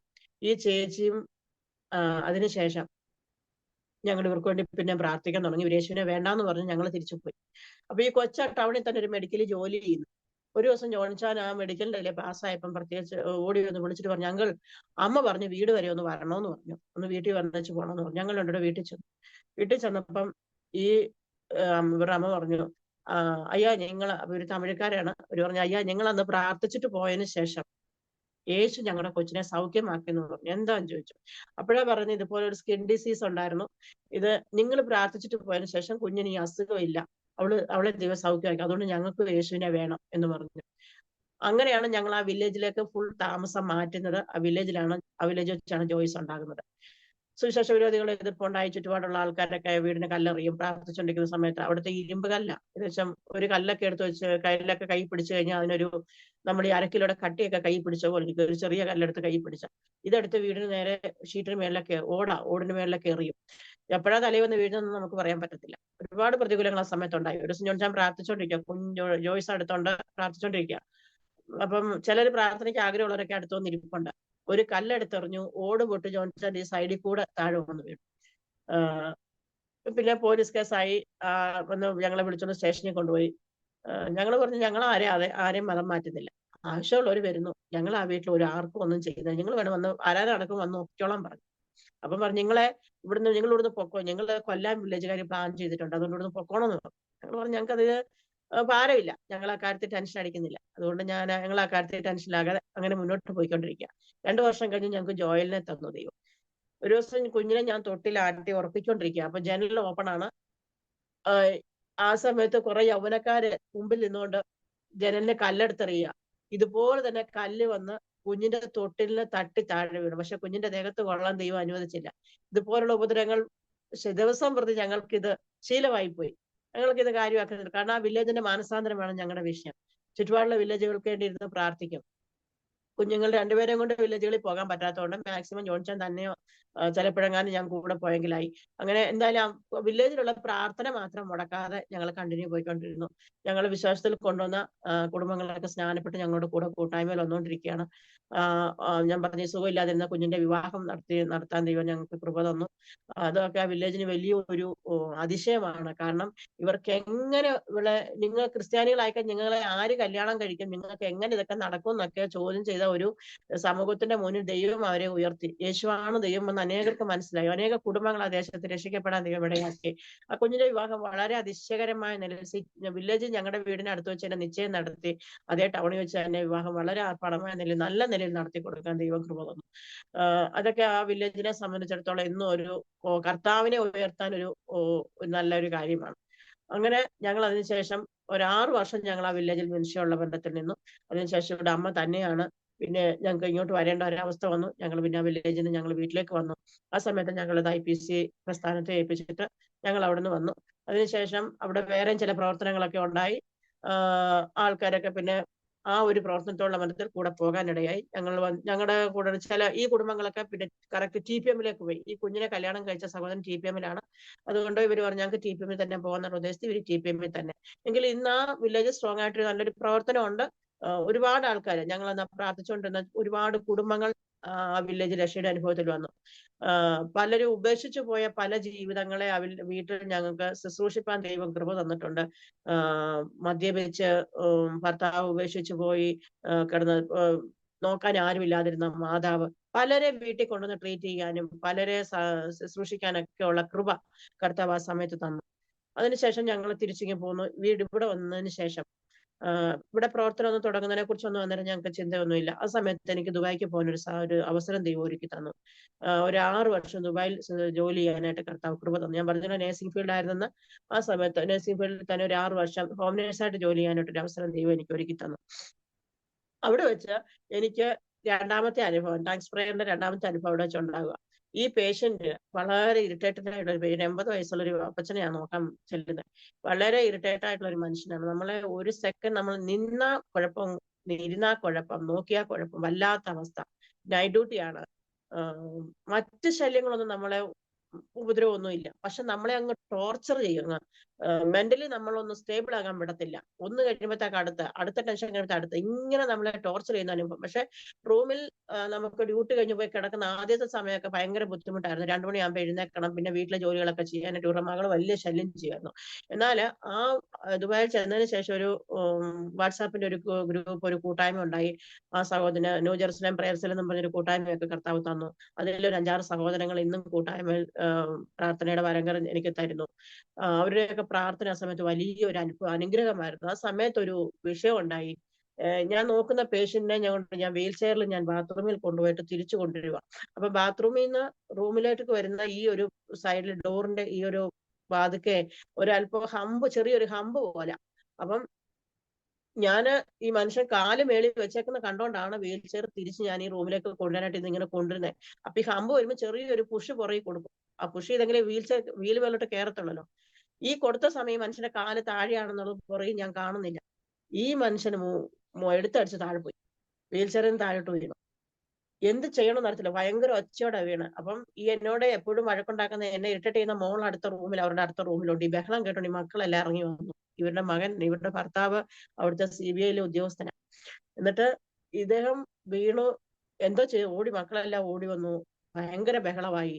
എന്നോട് പറഞ്ഞു, നീ ആദ്യം പുറത്തു പോകാൻ പറഞ്ഞു. ഞാൻ പെട്ടെന്ന് BP പാട്ടസ് ഒക്കെ എടുത്ത് BP നോക്കാനൊക്കെ തുടങ്ങിയപ്പോഴത്തേക്ക് പെട്ടെന്ന് ഒരു ആംബുലൻസിനെ വിളിച്ചു. വിത്തിൻ സെക്കൻഡ് ആംബുലൻസ് എത്തി. അപ്പൊ അവര് വന്നു കഴിഞ്ഞപ്പോൾ നമുക്ക് തൊടാൻ ഒരു അനുവദിക്കില്ല. അപ്പം അപ്പച്ചനോട് ചോദിച്ചാൽ എന്താ സംഭവിച്ചെന്ന് ചോദിച്ചപ്പോ ഇവിടെ എന്നെ തെള്ളിയിട്ടുന്നു പറഞ്ഞു. എനിക്ക് എന്താ സംഭവിക്കുന്നതെന്ന് എനിക്ക് അറിയാൻ പറ്റുന്നില്ല. കാരണം ഈ മനുഷ്യൻ, എന്നിട്ട് മക്കളും ഒന്ന് ചോദിക്കണ്ടേ എങ്ങനെയാ വീണേന്ന്. ഞാനിവരോട് പറഞ്ഞു, കാല് മേളി വെച്ചേക്കുന്ന കണ്ടോണ്ടാണ് ഞാൻ വീൽ ചെയർ കൊണ്ടുവന്നത്. താഴെ വെച്ചത് ഞാൻ കണ്ടില്ല. ഇവിടെ വരുമ്പോ പുഷ് ചെയ്താലേ ഇത് കയറുള്ളൂ. അങ്ങനെ പുഷ് ചെയ്തു, താഴെ പോയത്. എനിക്കറിയത്തില്ല ഞാൻ എന്താ സംഭവിച്ചതെന്ന് അറിയില്ല. അപ്പൊ ഇങ്ങനെ കാല് നിലത്ത് ചവിട്ടി പിടിച്ച കാര്യം എനിക്കറിയത്തില്ല. എന്തായാലും ദൈവത്തിന്റെ മഹാദയം എന്ന് പറഞ്ഞത് പിന്നെയാണ് അതിന്റെ സീരിയസ്നെസ് ഞാൻ മനസ്സിലാക്കിയത്. ശരീരത്തിൽ നിന്ന് ഒരു തുള്ളി ചോര വന്നായിരുന്നെങ്കിൽ ഞാൻ ഇന്ന് ജയിലിൽ കിടക്കേണ്ടി വന്നേനെ. ദൈവം എന്നെ അവിടുന്ന് വിടുവിച്ചു. ആ സമയത്ത് തന്നെ പെട്ടെന്ന് എന്റെ വാട്സാപ്പ് ഗ്രൂപ്പിലേക്ക് ഞാൻ മെസ്സേജ് കൊടുത്തു, എനിക്ക് വേണ്ടി പ്രാർത്ഥിക്കണം, ഇങ്ങനൊരു സിറ്റുവേഷൻ ആണെന്ന്. ആ സഹോദരങ്ങൾ അപ്പൊ തന്നെ എല്ലാം, മെയിനായിട്ട് ഒരു 5-6 പേരുണ്ട്, അവരൊക്കെ എനിക്ക് എന്റെ പ്രാർത്ഥനയിൽ എനിക്ക്, കാരണം അവിടെ നടക്കുന്ന ഒരു സംഭവം ഞാൻ വീട്ടിൽ വിളിച്ച് പറയത്തില്ല. കാരണം ഇവിടെ ഇരിക്കുന്നവർ നമ്മൾ ടെൻഷൻ കൊടുക്കാൻ പാടില്ല. അങ്ങനെ അവിടുത്തെ ആവശ്യമൊന്നും ഇവർക്ക് അറിയത്തില്ല. ഈ സഹോദരങ്ങൾ എനിക്ക് വേണ്ടി ശക്തമായിട്ട് ആ സമയം പ്രാർത്ഥിക്കുന്നുണ്ട്. അവിടുത്തെ ഓരോ വിഷയം ഞാൻ അവരോട് പറയും. കാരണം ഇവരുടെ മോളൊക്കെ ഭയങ്കര ടോർച്ചറാണ്. മറ്റു പെൺപിള്ളേർ അത്രയും ശല്യമില്ല, പക്ഷെ ഈ ഒരു മോള് ഭയങ്കര ശല്യമാണ് നമുക്ക്. പക്ഷെ ഇവർ വലിയൊരു പ്രാർത്ഥനാ സപ്പോർട്ട് ഉണ്ടായിരുന്നത് കൊണ്ട് ദൈവം ഈ സ്ത്രീ അവിടുന്ന് കുറെ നാളത്തേക്കും കൊണ്ടുപോയി. നാളുകൾ ഈ സ്ത്രീ എന്റെ ആ വീട്ടിൽ വരാതെ ദൈവം ദൂരെ കൊണ്ടുപോയി. ഈ ഒരു അപ്പച്ചന്റെ ഈ ഒരു വിഷയം അവിടെ സോൾവ് ആയി. കാരണം ബ്ലഡ് ഒന്നും പോയില്ല, BP ഒക്കെ സ്റ്റേബിൾ ആണ്. പുള്ളിക്ക് മറ്റു പ്രശ്നങ്ങളൊന്നും ഇല്ല, തലയൊന്നും അടിച്ചില്ല, ഒന്നും ഉണ്ടായില്ല. ആംബുലൻസ് വന്ന് ഡോക്ടറൊക്കെ ഉണ്ട്, എല്ലാരും ചെക്ക് ചെയ്തിട്ട് പറഞ്ഞു കുഴപ്പമൊന്നുമില്ല. ദൈവത്തിന്റെ ദയാല് രാത്രിയിൽ എന്നെ തന്നെ അവര് റൂമിൽ ആക്കി. അപ്പം എണ്ണിപ്പിച്ച് കട്ടിലെ കൊണ്ട് കിടത്തി കഴിഞ്ഞിട്ട് ഉടനെ ഇയാൾ എന്നെ വിളിച്ചു വരാൻ പറഞ്ഞു. അപ്പം എന്നെ വിളിക്കുന്ന മേരിന്നാ, എന്റെ ഒഫീഷ്യൽ നെയിം മറിയാമേന്നാ. അപ്പൊ എന്നെ ഇവര് വിളിക്കുന്ന മേരിന്നാ. അപ്പൊ മറിയെന്ന് ഇവർക്ക് വിളിക്കാൻ പറ്റത്തില്ല, കാരണം മറിയം എന്ന് പറയുന്ന ഒരു സഹോദരി ഇവർക്ക് സ്വന്തമായിട്ടുള്ളത് കൊണ്ട് ഇവർ ആ പേര് എന്നെ വിളിക്കത്തില്ല. അവരുടെ ആൾക്കാർക്ക് ആ പേര് വിളിക്കുള്ളൂ. അപ്പൊ എന്നെ ഇവര് മേരി എന്ന് വിളിക്കാൻ തുടങ്ങി. അപ്പം ഈ അപ്പച്ചൻ ചോദിച്ചു, മേരി എന്നെ ചോദിച്ചു. അപ്പൊ എന്നെ ഈ സമയത്തെല്ലാം ഞാൻ പുറത്ത് ഇരിക്കുന്നതുകൊണ്ട് അപ്പച്ചനെ കാണുന്നില്ല. എത്ര എന്നോട് വഴക്കുണ്ടാക്കിയെന്ന് പറഞ്ഞാൽ ഈ മനുഷ്യന്റെ അടുത്ത് ഞാൻ വേണം. ഇയാൾ വേറെ ആരെയും ഇരുത്താൻ സമ്മതിക്കത്തില്ല. അപ്പൊ ഞാൻ പറഞ്ഞ ഒരു കാര്യം ചെയ്യും, നിങ്ങള്, അപ്പൊ ഈ മകളും ആകെ ഇട്ടേട്ടാ. ഇവള് പറഞ്ഞു ഇതെല്ലാം കഴിഞ്ഞിട്ട് ഇവർക്ക് സ്വസ്ഥതയില്ല, ഇവർക്ക് എങ്ങനെയെങ്കിലും എന്നോട് വഴക്കുണ്ടാക്കണം എന്നുള്ള ഒറ്റ മെന്റാലിറ്റി. അപ്പൊ ഞാൻ മാമിനോട് പറഞ്ഞു, മാം ഒരു കാര്യം ചെയ്യും, ഞാൻ ഇങ്ങനെ ചെയ്തു നിങ്ങൾക്ക് തോന്നുന്നുണ്ടെങ്കിൽ എന്നെ കയറ്റി വിട്ടു, ഞാൻ പൊക്കോളാന്ന്. കാരണം ഇവിടെ ശല്യം സഹിക്കാൻ വയ്യ. മകളുടെ അമ്മയെ കൊണ്ട് കുഴപ്പമില്ല, ഈ അപ്പച്ചനെ കൊണ്ട് മറ്റു കുഴപ്പമില്ല, പക്ഷെ ഈ മകളുടെ ശല്യം. അവസാനം ഈ അപ്പച്ചൻ പറഞ്ഞു, മേരി എന്റെ അടുത്ത് വേണം, അവളെ ഇവിടെ നിർത്താൻ പറഞ്ഞു. എന്നിട്ട് ശരി പൊക്കോളാൻ പറഞ്ഞു. കാരണം ഇയാൾക്ക് ഫുഡ് കൊടുക്കണം, ഇയാളുടെ എല്ലാ കാര്യവും നമ്മൾ വേണം നോക്കാൻ. വേറെ ആരും കൈവച്ച ഇയാൾക്ക് ഇഷ്ടപ്പെടത്തില്ല. ഏകദേശം ഞാൻ ചെല്ലുന്നതിന് മുമ്പ് 7 സ്റ്റാഫിനെ അവർ കൊണ്ടുവന്നു. 7 പേര് ഒരു രാത്രി മാത്രം നിന്ന് തിരിച്ചു പോയവരാ. അവസാനം 8ാമത്തെ ആളാ ഞാൻ. അപ്പൊ ഡെയിലി ഒരു ഫിലിപ്പൈനിൽ ജോലി ചെയ്യുന്നുണ്ട്. അയാൾ വന്നിട്ട് സമയമാകുമ്പോൾ അയാൾ പോകും. അയാൾക്ക് വീക്കിലി ഓഫോ കാര്യങ്ങളൊക്കെ അയാൾ പോയാൽ മുന്നും പുറവും നോക്കത്തില്ല, കാരണം കുറെ വർഷമായിട്ട് അയാൾ നോക്കുന്നതാണ്. അപ്പൊ ഈ രാത്രിയിലാണ് ഇവർക്ക് അകത്ത് ജെൻസിനെ നിർത്തത്തില്ല ഈ മുസ്ലിംസ്. അപ്പൊ അങ്ങനെ ഒരു കാര്യം ഉള്ളത് കൊണ്ട് നമ്മൾ അവിടെ വേണം. അപ്പൊ ഇയാൾക്ക് എന്നെ അഡ്ജസ്റ്റ് ആയി, കാരണം ഇയാൾക്ക് എല്ലാ കാര്യത്തിലും സപ്പോർട്ടായിട്ട് ഉള്ളതുകൊണ്ട് ഇയാൾക്ക് എന്നെ അടുത്ത് വേണം. അപ്പൊ ഇവർക്ക് മാറ്റാനും പറ്റത്തില്ല. മാറ്റിക്കഴിഞ്ഞാൽ ഈ അമ്മച്ചിക്ക് ഭയങ്കര തലവേദനയായിരിക്കും. മകളുടെ ശല്യം കൊണ്ട് ഞാൻ പറഞ്ഞു എന്നെ വിട്ടേര്, ഞാൻ പോവാന്ന് പറഞ്ഞു. അവസാനം മാം എന്റെ പക്ഷത്ത് നിന്ന് സംസാരിച്ചു, മേരിയുടെ വിഷയത്തിൽ ഇനി നീ ഇടപെടാൻ പാടില്ല, അപ്പൻ എത്ര കാലം ഇവിടെ ഉണ്ടോ അത്രയും കാലം അവിടെ ഉണ്ടാവും, നീ ഇനി അവിടെ വിശുദ്ധി ഇടപെടണമെന്ന് പറഞ്ഞ് അങ്ങനെ ഒരു തീരുമാനം ദൈവമായിട്ട് ആ സ്ത്രീയെ കൊണ്ട് പറയിപ്പിക്കാൻ ഇടയായിത്തീർന്നു. അതിനുശേഷം പിന്നെ സമാധാനത്തോടെ പിന്നെ ജോലിയിൽ മുന്നോട്ട് പോകാൻ കഴിഞ്ഞു. ഈ ഒരു അവസ്ഥയിൽ ഞാൻ പറഞ്ഞല്ലോ, ഈ അപ്പച്ചൻ ഭയങ്കര ഇറിറ്റേഷൻ, രാത്രിയിലൊന്നും ഉറങ്ങുന്ന ഒരു മനുഷ്യനല്ല. ഒരു ദിവസം രാത്രിയിൽ 2 മണിയായപ്പോൾ മനുഷ്യൻ കിടന്ന് ഉറങ്ങി. ആദ്യത്തെ അനുഭവം ചെന്നതിന് ശേഷം 2 മണിക്ക് ഈ മനുഷ്യൻ ഉറങ്ങാൻ കിടന്നു. കർത്താവ് എന്നോട് പെട്ടെന്ന് പ്രാർത്ഥിക്കാൻ പറഞ്ഞു. ഞാന് കാർപ്പറ്റിലിരുന്ന് പ്രാർത്ഥിച്ചുകൊണ്ടിരിക്കുക, അന്യഭാഷയിൽ തന്നെ പ്രാർത്ഥിക്കുക. 4 മണിയായപ്പോൾ ഈ മനുഷ്യൻ എഴുന്നേറ്റ്. കറക്റ്റ് 4 ആയപ്പോൾ പിന്നെ എനിക്ക് പ്രാർത്ഥിക്കാൻ പറ്റിയില്ല. 4 മണി കഴിഞ്ഞ് ഞാൻ എഴുന്നേറ്റ് പിന്നെ ജോലി കാര്യങ്ങളിലായി. രാവിലെ ഞാൻ ചെന്ന് മമ്മിയെ വിളിച്ചപ്പം അമ്മച്ചി എന്നോട് പറയാ, മോനെ ഇന്നലെ അമ്മച്ചിയുടെ ആങ്ങള ഈ കെട്ടിടം പണിക്ക് പോയിട്ട് താഴെ വീണു. സംഭവം ഞാൻ അറിയുന്നില്ല.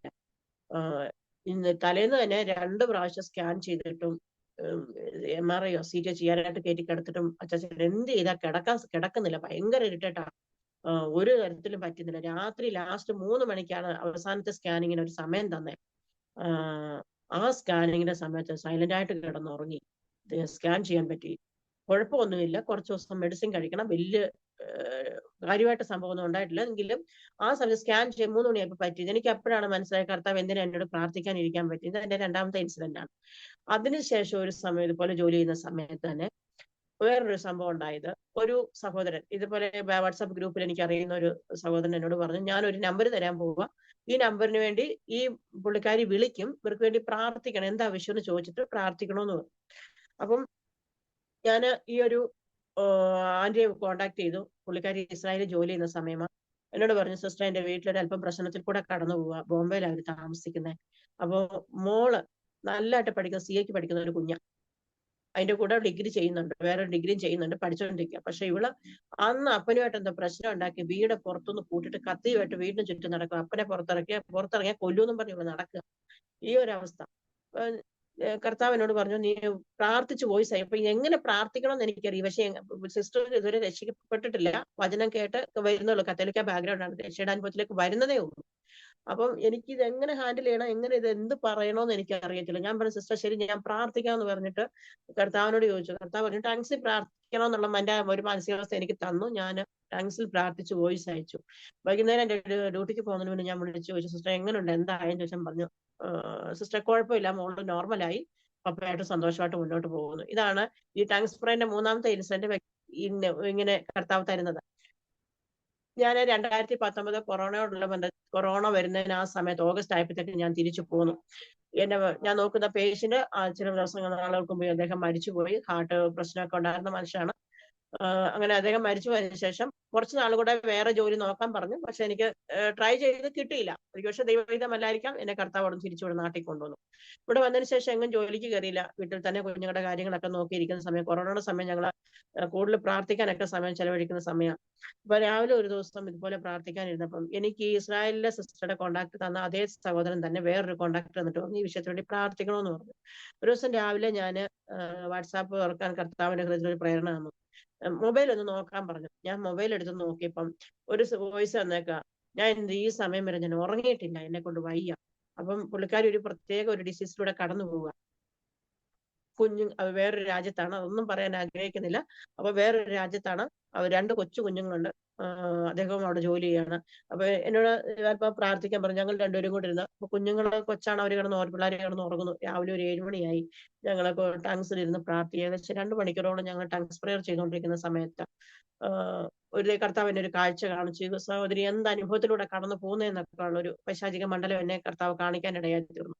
ഈ ഒരു കാഴ്ച കണ്ടപ്പോൾ ഞാൻ ശക്തമായിട്ട് ടങ്സിൽ പ്രാർത്ഥിക്കാൻ കർത്താവ് എനിക്ക് കൃപ തന്നു. ഞങ്ങൾ 2 പേരും ശക്തമായിട്ട് പ്രാർത്ഥിച്ചു. ഏകദേശം 2 മണിക്കൂറിന് ശേഷം ഞങ്ങൾ പ്രാർത്ഥിച്ച് എഴുന്നേറ്റു. എനിക്ക് വോയിസ് സിസ്റ്റർ ഇട്ടു, ഞാൻ ഈ സമയത്ത് ഞാൻ കിടന്നുറങ്ങി എന്ന് പറഞ്ഞു. അപ്പം എനിക്ക് ഈ വിഷയത്തിൽ നിന്ന് എനിക്ക് പറയാനുള്ളത്, ചിലപ്പോൾ നമ്മൾ എന്ത് വിഷയം എന്താണെന്ന് അറിയാതെ കർത്താവ് നമ്മളോട് പ്രാർത്ഥിക്കാൻ പറയും. ചിലപ്പോൾ വിഷയം തന്നിട്ട് കർത്താവ് പ്രാർത്ഥിക്കാൻ പറയും. ഇത് രണ്ടിലും എങ്ങനെ പ്രാർത്ഥിക്കണം നമുക്കറിയത്തില്ല. പക്ഷെ പരിശുദ്ധാത്മാവിന് അറിയാം എങ്ങനെ പ്രാർത്ഥിപ്പിക്കണം എന്നുള്ളത്. അങ്ങനെ ഈ 4 വിഷയങ്ങൾ എന്റെ ജീവിതത്തിൽ ഒരിക്കലും മറക്കാൻ പറ്റാത്ത ചില ഇൻസിഡന്റ് കടന്നുപോയ ഈ എന്താ പറയുക അന്യഭാഷ പ്രാർത്ഥനയോടുള്ള ബന്ധത്തിൽ എനിക്ക് തന്ന എക്സ്പീരിയൻസ് ഞാൻ ഈ 4 വിഷയം പറഞ്ഞത്. അങ്ങനെ ഞങ്ങളുടെ പ്രവർത്തനം ഇവിടെ ഇങ്ങനെ പോകുന്ന സമയത്ത് ഞങ്ങൾക്ക് ഇവിടെ അടുത്ത് തന്നെ ചില വില്ലേജുകളിൽ പോയി പ്രവർത്തിക്കാം. ആ സമയത്തൊന്നും ഞങ്ങൾക്ക് സഭയോടെ ഞങ്ങൾ തുടങ്ങിയിട്ടില്ല. വില്ലേജ് മിനിസ്ട്രി തന്നെ കണ്ടിന്യൂ ചെയ്യുന്നു. ഇതിനുശേഷം 2023 2-ല് ഒരു ദിവസം കർത്താവ് പറഞ്ഞു 21 ദിവസം ഉപവാസമിരിക്കാൻ പറഞ്ഞു.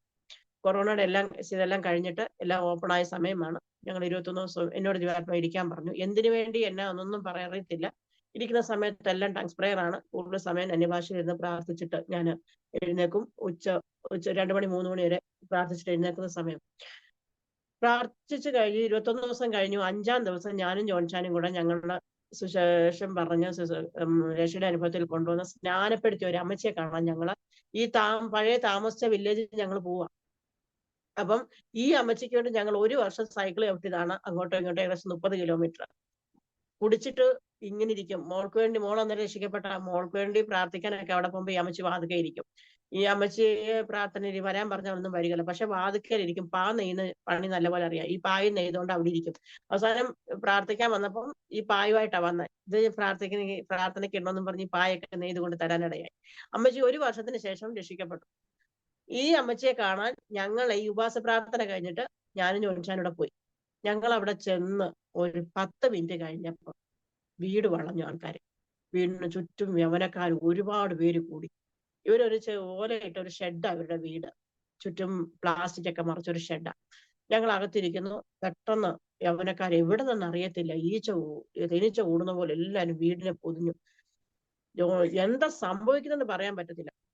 ഞങ്ങൾക്ക് മനസ്സിലാകുന്നില്ല. പെട്ടെന്ന് ആൾക്കാർ വരുന്നു, ജോണിച്ചാനിട്ട് അടിക്കുന്നു. എന്റെ കയ്യിലെ ബാഗ് വലിച്ചു പറിക്കാൻ നോക്കുന്നു. ഞാൻ പറഞ്ഞു എന്റെ ബാഗ് വിടാൻ പറഞ്ഞു. പക്ഷെ ലേഡീസിനെ തൊട്ട് കഴിഞ്ഞാൽ കേസ് വേറെ പോകുന്നുണ്ട്. ഇവര് എന്നെ ഒന്നും ചെയ്തില്ല. ഹെൽമെറ്റ് എടുത്ത് അപ്പൊ ഞങ്ങക്ക് ദൈവം ഒരു 2 വീലറൊക്കെ തന്നു. ആ സമയമാണ് ജോൺചാനിന്റെ ഹെൽമെറ്റ് എടുത്ത് തലയ്ക്കിട്ട് ഒരു അടി കൊടുത്തു. ഹെൽമെറ്റ് പൊട്ടിപ്പോയി. ജോൺചാൻ അന്ന് നല്ല വണ്ണമാണ്, നല്ല ഹൈറ്റ് വെയിറ്റും ഉണ്ട്. ഈ 3-4 ആണുങ്ങൾ കാലെ പിടിച്ച് വലിച്ച് വീട്ടിനകത്തുനിന്ന് പുറത്ത് കൊണ്ടുവന്നിട്ട് വലിച്ചോണ്ട് റോഡിൽ കൊണ്ടുവന്നു. ഇവർക്ക് പോക്കാൻ വയ്യ. പിന്നെ എഴുന്നേപ്പിച്ചിട്ട് അടി തുടങ്ങി. കുറെ അടിയാ വീടിനകത്തിട്ട് കുറെ അടിച്ചു ഇവരെ ആൾക്കാർ, ചാവൂട്ടുകയൊക്കെ ചെയ്തു. അവസാനം അമ്പലത്തിന്റെ ഭാഗത്ത് കൊണ്ടുവന്നിട്ട് ഇവരുടെ നാമം പറയാൻ പറ്റും. വിധം വരുന്ന ആൾക്കാരെല്ലാം ഒരു 10-35 വയസ്സിനുള്ളിലുള്ള യൗവനക്കാരാ. വില്ലേജിൽ നിന്നും ചുറ്റുപാടുള്ള ആൾക്കാരെല്ലാം ഒത്തിരി യൗവനക്കാർ കൂടി വിധം വരുന്നവരെല്ലാം തല്ലുക. ഈ സമയത്ത് എനിക്ക് എന്ത് ചെയ്യണമെന്ന് അറിയത്തില്ല. പക്ഷെങ്കിൽ എന്റെ മനസ്സിനകത്ത് ഒരു സമാധാനം ദൈവം തന്നു. അപ്പോഴാണ് എനിക്ക് മനസ്സിലായത് എന്തിനാണ് ഉപവസിക്കാൻ ദൈവാത്മാവ് പറഞ്ഞെന്നുള്ളത്. എനിക്ക് ആ സിറ്റുവേഷൻ എനിക്ക് മനസ്സിലായി. കാരണം ഈ ഒരു വിഷയത്തെ ഞങ്ങൾ തരണം ചെയ്യേണ്ടതുണ്ട്, ഇതിനെ ഞങ്ങൾ കടക്കേണ്ടതുണ്ട്. അപ്പൊ അതിനാണ് ദൈവം എന്നെ ആ സമയത്തൊക്കെ ഒരുക്കിയതാണെന്നുള്ളത് എനിക്ക് അന്നേരം വ്യക്തമായി. ഈ ഞങ്ങള് പോലീസിനെ വിളിക്കാനായിട്ട് ഞങ്ങൾക്ക് അറിയത്തില്ല. ഞങ്ങൾക്ക് നമ്പർ ഒന്നും തലയിൽ എന്താ ചെയ്യേണ്ടതെന്ന് പറയാൻ പറ്റുന്നില്ല, എന്താ ചെയ്യേണ്ടതെന്ന് അറിയുന്നില്ല. പെട്ടെന്ന് ഞങ്ങള് അപ്പൊ ആ സമയത്ത് ഞങ്ങള് പ്രസ്ഥാനത്തോട് ചേർന്നു. ഞാൻ ദുബൈക്ക് പോകുന്ന ആ സമയം, അതിന് മുമ്പേ ഞങ്ങൾ പ്രസ്ഥാനത്തോട് ചേർന്നായിരുന്നു.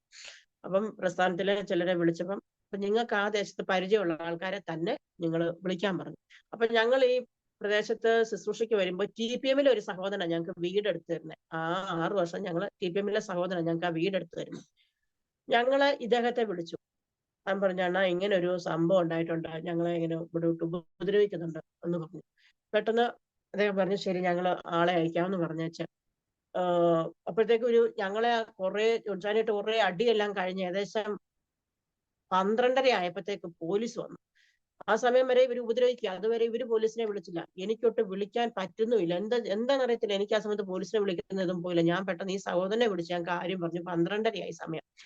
ഇവര് ആൾക്കാരെല്ലാം കൂടെ പെട്ടെന്ന് പോലീസ് വന്ന് ഞങ്ങളെ പോലീസ് സ്റ്റേഷനിലേക്ക് കൊണ്ടുപോയി. ഞങ്ങളെ വില്ലേജിൽ നിന്ന് പുറത്തിറങ്ങി TPM-ൽ നിന്നുള്ള സഹോദരങ്ങളും യവനക്കാരും എല്ലാം കൂടെ ഒരു 40 പേര് വില്ലേജ് വണ്ടിയുമായിട്ട് വന്നപ്പോ ഞങ്ങൾ അവിടെ ഇല്ല. അപ്പൊ പോലീസ് സ്റ്റേഷനിൽ കൊണ്ടുപോയെന്ന് അവിടെ ആൾക്കാർ പറഞ്ഞു.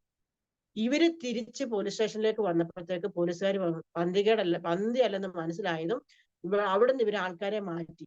ഏകദേശം 3 മണി വരെ ഞങ്ങളെ ആ സ്റ്റേഷനിലിരുത്തി. 3 അല്ല, ഒത്തിരി സമയം ഞങ്ങളെ സ്റ്റേഷനിൽ ഞങ്ങളെ തന്നെ ഇരുത്തി. ഇവരെല്ലാം പറഞ്ഞു വിട്ടു. ഞങ്ങളുടെ പേരില് പെറ്റി കേസൊക്കെ എഴുതി. പിന്നെ TPM-ൽ നിന്നുള്ള സഹോദരങ്ങൾ, വേറെ കുറെ ക്രിസ്ത്യൻ അസോസിയേഷനെ കുറച്ച് സഹോദരങ്ങളൊക്കെ അവിടെ വന്ന് ഞങ്ങളെ അതിൽ നിന്ന് പുറത്തു വിടും. കുറെ സമയം എടുത്ത് കാര്യങ്ങളൊക്കെ ഒന്ന് കഴിഞ്ഞ് പുറത്തു വരാൻ. ഞങ്ങളെ SI എന്നൊക്കെ പറയുന്നുണ്ട്. ഞാൻ അപ്പം എടുത്ത ഞാൻ സംസാരിക്കുന്ന വീഡിയോ ഒക്കെ ഇവര് പോലീസിനെ കാണിക്കുകയൊക്കെ ചെയ്തു.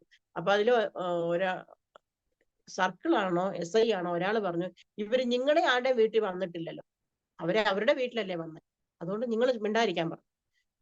അല്ല, വില്ലേജിനകത്ത് വന്നിട്ട്. അപ്പൊ ഞങ്ങൾ പറഞ്ഞു, ഞങ്ങൾ ഇത്രയും വർഷം താമസിച്ച വില്ലേജ്, ഞങ്ങളുടെ എന്റെ ആധാർ കാർഡ് ഉണ്ട്, ഞങ്ങൾ ഇത്ര വർഷം താമസിച്ച വില്ലേജ് ആയത്, ഞങ്ങൾക്ക് ഇവിടെ വരാൻ പറ്റത്തില്ല. പിന്നെ നമ്മുടെ വാക്കൊന്നും അവിടെ വില പോകത്തില്ലല്ലോ.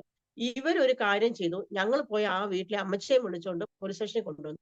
അമ്മച്ചിയെ വണ്ടിയിൽ ഇരുത്തി കൊണ്ടുവന്നു. അമ്മച്ചി ഞങ്ങൾക്കെതിരെ സാക്ഷി പറയണം, അതിനുവേണ്ടി കൊണ്ടുവന്നു. അവിടെ കൊണ്ടുവന്ന് ഇരുത്തി, അവിടുന്ന് വണ്ടിക്കൂലിയൊക്കെ കൊടുത്ത് വണ്ടിയിലിരുത്തി കൊണ്ടുവന്ന് കഴിഞ്ഞിട്ട് പോലീസ് സ്റ്റേഷനിൽ കൊണ്ടുവന്നപ്പോ അമ്മച്ചിയോട് പറഞ്ഞു, എന്താ സംഭവിച്ചതെന്ന് പറയാൻ പറഞ്ഞു. ഉടനെ അമ്മച്ചി പറഞ്ഞു, ഞാൻ 10 വർഷമായിട്ട് യേശുവിനെ സേവിക്കുക, എനിക്ക് നെഞ്ചുവേദന ഹാർട്ട് അറ്റാക്ക് ഉണ്ടായിട്ട് എന്നെ യേശുപ്പച്ചനെ സൗഖ്യമാക്കി. എന്റെ മോളാ പറഞ്ഞ് ഇവരോട് പോയി എന്റെ അമ്മയ്ക്ക് സുഖമില്ല, ഒന്ന് ആശുപത്രി കൊണ്ടുപോകണം, പാസ്റ്റർ സിസ്റ്റർ ഒന്ന് പോയി കാണുമെന്നും പറഞ്ഞ് എന്റെ മോള് പറഞ്ഞു വിട്ടത്. അതുകൊണ്ട് അവര് വന്നേ. ഞാൻ 10 വർഷമായിട്ട് യേശുവിനെ സേവിക്കുന്നു, അതുകൊണ്ട് ഞാൻ യേശുവിനെ ഒന്നും വിടത്തുമില്ല, അവർക്കെതിരെ ഞാൻ നിൽക്കത്തുമില്ല. ഇത് കേട്ടത് ഇവർക്ക് ഭയങ്കര ദേഷ്യമായി. വിളിച്ചോണ്ട് താഴെ കൊണ്ടുപോയിട്ട് പറഞ്ഞു, നിന്നെ എന്നാ പറഞ്ഞാ കൂട്ടിക്കൊണ്ടുവന്നു, നീ എന്തോ പോയി പറഞ്ഞെന്ന് ചോദിച്ചു. എനിക്ക് പറയാനുള്ള ഞാൻ പറഞ്ഞു. ഇവർക്ക് ദേഷ്യം വന്നിട്ട് പറഞ്ഞു, നീ എങ്ങനെയാലും വീട്ടിൽ പൊക്കോളാൻ പറഞ്ഞു. പിന്നെ ഞങ്ങൾ പിന്നെ അമ്മച്ചിയെ പറഞ്ഞു വിട്ടു പൊക്കോളാൻ പറഞ്ഞു. കാരണം ഞങ്ങൾക്കെതിരെ അമ്മച്ചി ഒരു വാക്കുപോലും പറയാൻ ദൈവം അനുവദിച്ചില്ല. കാരണം അവരുടെ ജീവിതത്തിൽ ദൈവം അത്രയും വലിയൊരു അത്ഭുതവും വിടുതലും ദൈവം ചെയ്തതുകൊണ്ട് ഇന്നും അമ്മച്ചി ദൈവസന്നിധിയിൽ നിൽക്കുന്നു. കർത്താവ് അവരെ ഇന്ന് ഏകദേശം 76 വയസ്സുണ്ടെന്ന് തോന്നുന്നു അമ്മച്ചിക്ക്. ദൈവസന്നിധിയിൽ ഇന്നും ഉണ്ട്. ഈ ഒരു അനുഭവത്തിന് ശേഷം വളരെ റിജക്ഷൻ ഞങ്ങളാ. പിന്നെ പല ഇടങ്ങളിൽ നമുക്ക് സപ്പോർട്ടായിട്ട് നിൽക്കേണ്ടവരൊക്കെ ഞങ്ങളെ റിജക്ട് ചെയ്ത അനുഭവം ഉണ്ട്. പക്ഷെ ഞങ്ങൾ അത് കാര്യമാക്കിയില്ല. കാരണം കർത്താവ് സപ്പോർട്ടാണെങ്കിൽ വേറെ ആരുടെ സപ്പോർട്ട് നമുക്ക് വേണ്ട. കർത്താവ് സപ്പോർട്ട് ഇല്ലെങ്കിൽ ആരൊക്കെ സപ്പോർട്ട് നിന്നാലും നമുക്ക് പ്രയോജനമില്ല. അങ്ങനെ ഒരു അവസ്ഥയായിരുന്നു. ഇതിന് ശേഷം ഞങ്ങള് 2023 ഈ ഒരു സമയത്ത് എനിക്കൊരു വീട്ടിൽ പ്രാർത്ഥന, അന്ന് ഞാനിപ്പോൾ 21 ദിവസം ഉപവാസം ഇരിക്കാൻ ദൈവാത്മാവിന്റെ ഹൃദയത്തിൽ തന്ന പ്രേരണയോടുള്ള ബന്ധത്തിൽ എനിക്ക് ഇരിക്കണമെന്ന് തോന്നി ഞാനന്ന് ഇരിക്കുക. ഈ സമയത്ത് ജോയൽ ഒരു പ്രത്യേക അവസ്ഥയിൽ കൂടെ കടന്നു പോകാമെന്ന് ദൈവാത്മാവിന്റെ ഹൃദയത്തിൽ ഇത് പറയുന്ന പോലെ എനിക്ക് തോന്നി. പെട്ടെന്ന് ഇവന് ചിക്കൻ ബോക്സ് തുടങ്ങി. ഒരാഴ്ച ഇവൻ കടന്നു. ഈ ചിക്കൻ ബോക്സിന് നമ്മളിവിടെ കൊടുക്കുന്ന പച്ചമരുന്നൊക്കെ കൊടുത്തു, അവൻ്റെ അത് മാറി. ആ ആഴ്ച വെള്ളിയാഴ്ച ഏകദേശം എന്റെ ഉപവാസത്തിന്റെ 3-ാമത്തെ ദിവസം ഞങ്ങൾ പ്രാർത്ഥിച്ചുകൊണ്ടിരിക്കുക. ഇവിടുത്തെ പ്രവർത്തനത്തിനും സ്റ്റാർട്ടിംഗ് ഒന്നും ആളില്ല, ഞങ്ങൾ തന്നെ ഉള്ളൂ, വേറെ ആരുമില്ല. പക്ഷെ ഒരു സഹോദരൻ കുടുംബമുണ്ട്, പുള്ളി വരുന്നുണ്ടായിരുന്നു. പക്ഷെ അന്നത്തെ പ്രാർത്ഥനയിൽ ആരുമില്ല, ഞാനും ജോൺചാനും മാത്രമേ ഉള്ളൂ. ഞങ്ങൾ പ്രാർത്ഥിച്ചുകൊണ്ടിരിക്കുന്നു. പെട്ടെന്ന് എന്നെ കർത്താവ് ഒരു കാഴ്ച കാണിക്കുക. നമ്മൾ ചിലതിനെ ശാസിക്കേണ്ട സമയത്ത് ശാസിച്ചില്ലെങ്കിൽ നമുക്കത് എങ്ങനെ അറ്റാക്ക് ആകുമെന്നാണ് ഞാൻ ഈ പറഞ്ഞു വരുന്നതിന്റെ അർത്ഥം. ഞാൻ കാണുന്നത് ഒരു ഭയങ്കര തലയുള്ള ഒരു സാധനം ഇഴഞ്ഞിങ്ങനെ വരിക. നമ്മുടെ പടി കയറി അകത്ത് വരുന്നു. പക്ഷെ ഇതിനെ ഞാൻ ശാസിക്കുന്നില്ല, ഞാൻ ആരാധിക്കുന്നുണ്ട്. പക്ഷെ ആരാധിച്ച് നിർത്തി. പെട്ടെന്ന് ഇതെന്റെ അടുത്തേക്ക് വരുന്നത് എനിക്ക് ഫീലായി. എനിക്കതിനെ ശാസിക്കാനായിട്ട് ആ സമയത്ത് പറ്റിയില്ല. അതാണ് എനിക്ക് പിന്നത്തെ ഞാൻ അതിന്റെ ഇതെനിക്ക് വന്നതിന് ശേഷം എനിക്ക് മനസ്സിലായി, ചിലത് നമ്മളെ കർത്താവ് കാണിക്കുമ്പോൾ അപ്പൊ തന്നെ തിരിച്ച് നമ്മൾ അറ്റാക്ക്, അതിനെ എതിർത്ത് നിൽക്കേണ്ടതിനെ എതിർത്ത് നിൽക്കണം, അല്ലെങ്കിൽ പിന്നെ അതിന്റെ ഭവിഷ്യത്ത് നമ്മുടെ ജീവിതത്തിൽ ഉണ്ടാകും. ഇതിനു ശേഷം എന്റെ കുഞ്ഞ് അവൻ എഴുന്നേറ്റു, ഒരാഴ്ചത്തെ മരുന്ന് കഴിച്ച് അവൻ എഴുന്നേറ്റു. പെട്ടെന്ന് എന്റെ ശരീരത്ത്, എന്റെ ഈ മുടിയലും നഖത്തേലും അല്ലാതെ എന്റെ ശരീരത്ത് മൊത്തം കുരുക്കൾ ബാധിച്ചു. ഇത് ചിക്കൻ ബോക്സ് ആണെന്നും പറഞ്ഞുകൊണ്ട് ചിക്കൻ ബോക്സിനുള്ള മരുന്ന് കഴിക്കാൻ തുടങ്ങി. പെട്ടെന്ന് എന്റെ ശരീരത്തിൽ ഒരു ഭാഗമില്ല കുരുക്കളില്ലാത്ത, വായിക്കകത്ത്, ചെവിക്കകത്ത്, കണ്ണിനകത്തില്ല, പക്ഷെ കണ്ണിന്റെ ഇപ്പോൾ ഇവിടെ എല്ലാം, മുടിയുടെ ഓരോ രോമവും, നമുക്ക് എവിടൊക്കെ രോമത്തിലെല്ലാം ഈ ഒരു പരു ഇങ്ങനെ പൊങ്ങി നിൽക്കുക.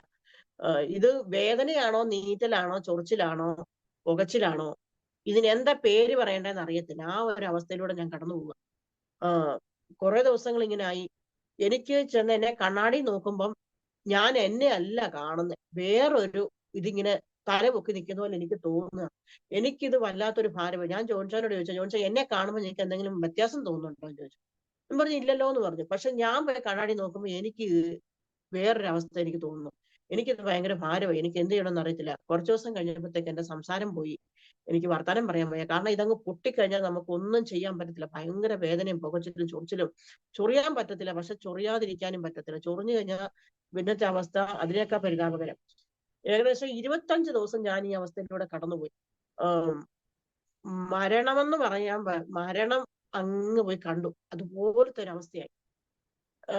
വെള്ളം കുടിക്കാൻ വയ്യ, ആഹാരം കഴിക്കുന്നതെല്ലാം വൊമിറ്റിങ്. അവസാനത്തെ ദിവസം ഈ ആശുപത്രി പോകുന്ന ഒരു സിറ്റുവേഷൻ എനിക്ക് വന്നു. രാവിലെ തൊട്ട് ലൂസ് മോഷൻ. ഇതിന് എന്താ ട്രീറ്റ്മെന്റ് ചെയ്യേണ്ടതെന്ന് അറിയത്തില്ല. ഇങ്ങനെ ഒരു അവസ്ഥയിൽ പോവുകയാണ്. വോമിറ്റിങ്ങും തുടങ്ങി.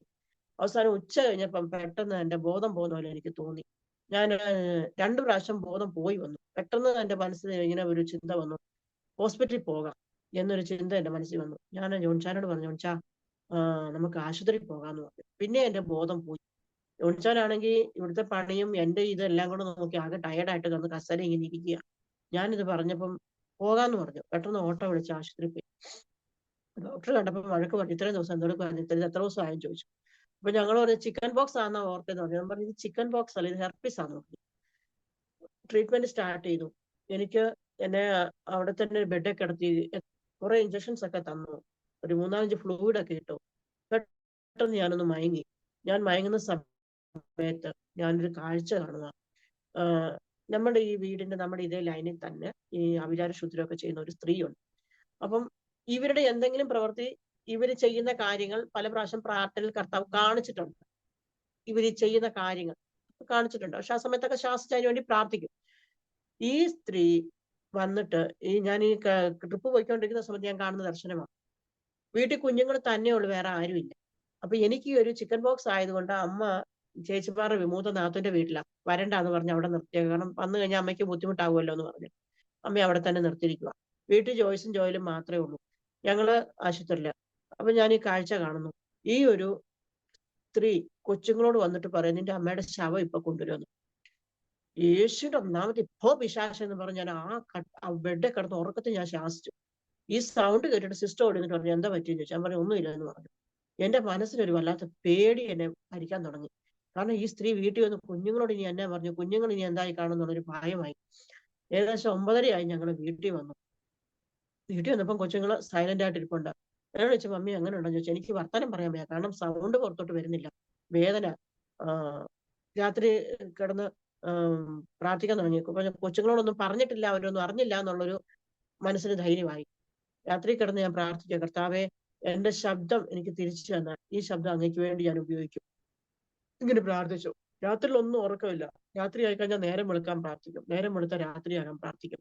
ഇങ്ങനെ വല്ലാത്ത അവസ്ഥയിലൂടെ കടന്നു. മെഡിസിൻ ഒക്കെ തന്നിട്ടും 5 മണിക്കൂർ ഇടവിട്ട് ഗുളിക കഴിക്കണം. അതിന്റെ കൂടെ വേറെ കുറെ ഗുളിക, ഇതെല്ലാം കൂടെ കഴിച്ചിട്ട് മനുഷ്യന് എന്ത് ചെയ്യണോന്നറിയാത്തൊരു അനുഭവം. ആരോടും പറയാൻ പറ്റത്തില്ല, ആരും അടുത്തില്ല. കരയുവാണോ അതോ ഉറക്കമില്ല. നമുക്ക് ഒരുമാതിരി മെന്റലി നമ്മൾ വല്ലാത്തൊരു അവസ്ഥയിലൂടെ കടന്നു പോവുക. ആ അവസരത്തിൽ കർത്താവ് ഞാൻ ഈ ഒരു തീരുമാനം എടുത്ത സമയത്ത് തന്നെ എന്റെ ശരീരത്തിന് ഒരു പ്രത്യേക ഒരു അനുഭവം എനിക്കുണ്ടായി. എനിക്ക് മനസ്സിലായി കർത്താവ് എന്നെ തൊട്ടുവന്ന്. എനിക്ക് ഒന്ന് 25-26 ദിവസം ആയപ്പോഴത്തേക്ക് ദൈവം എന്നെ കട്ടിൽ എന്നെ എഴുന്നേൽപ്പിച്ചു. ഞാൻ എഴുന്നേറ്റ് വന്ന് എന്റെ കാര്യങ്ങളൊക്കെ ചെയ്യാനുള്ള ഒരു ആരോഗ്യം കർത്താവ് എനിക്ക് തന്നു. ശരീരത്തെല്ലാം പാടുകളുണ്ട്.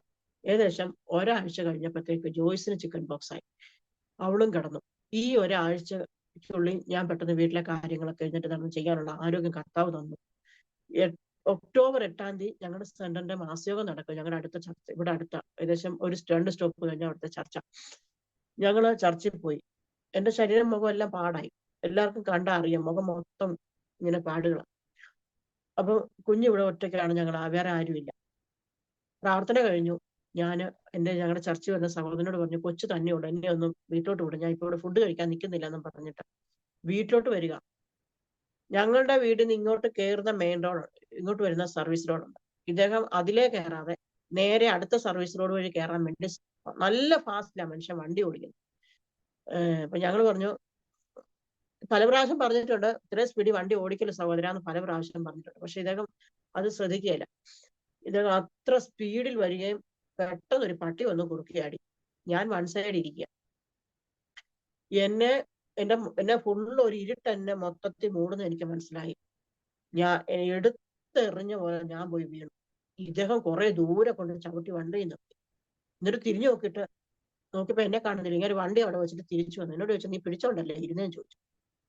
അപ്പൊ തമിഴ് ആൾക്കാരാണ്. അപ്പൊ അവരുടെ പുള്ളിക്കാരന് ലാംഗ്വേജ് ഒക്കെ ആ ഒരു സ്റ്റൈലാ. എന്നാ നീ പിടിച്ചോണ്ടല്ലേ ഇരുന്നേന്ന് ചോദിച്ചു.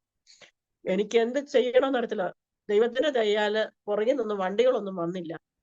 ഈ സൈഡിൽ നിന്ന് ഒരു വണ്ടി വന്നിച്ച് പെട്ടെന്ന് സഹോദരങ്ങൾ അടുത്ത് വന്ന് വണ്ടി നിർത്തി. ഏതോ അറിയില്ല. പെട്ടെന്ന് അവിടെ നിന്ന് ബസ് സ്റ്റോപ്പിൽ നിന്ന് ഒരു സഹോദരൻ വെള്ളം എടുത്തുകൊണ്ട് വന്നിട്ട് എനിക്ക് കുടിക്കാൻ തന്നു.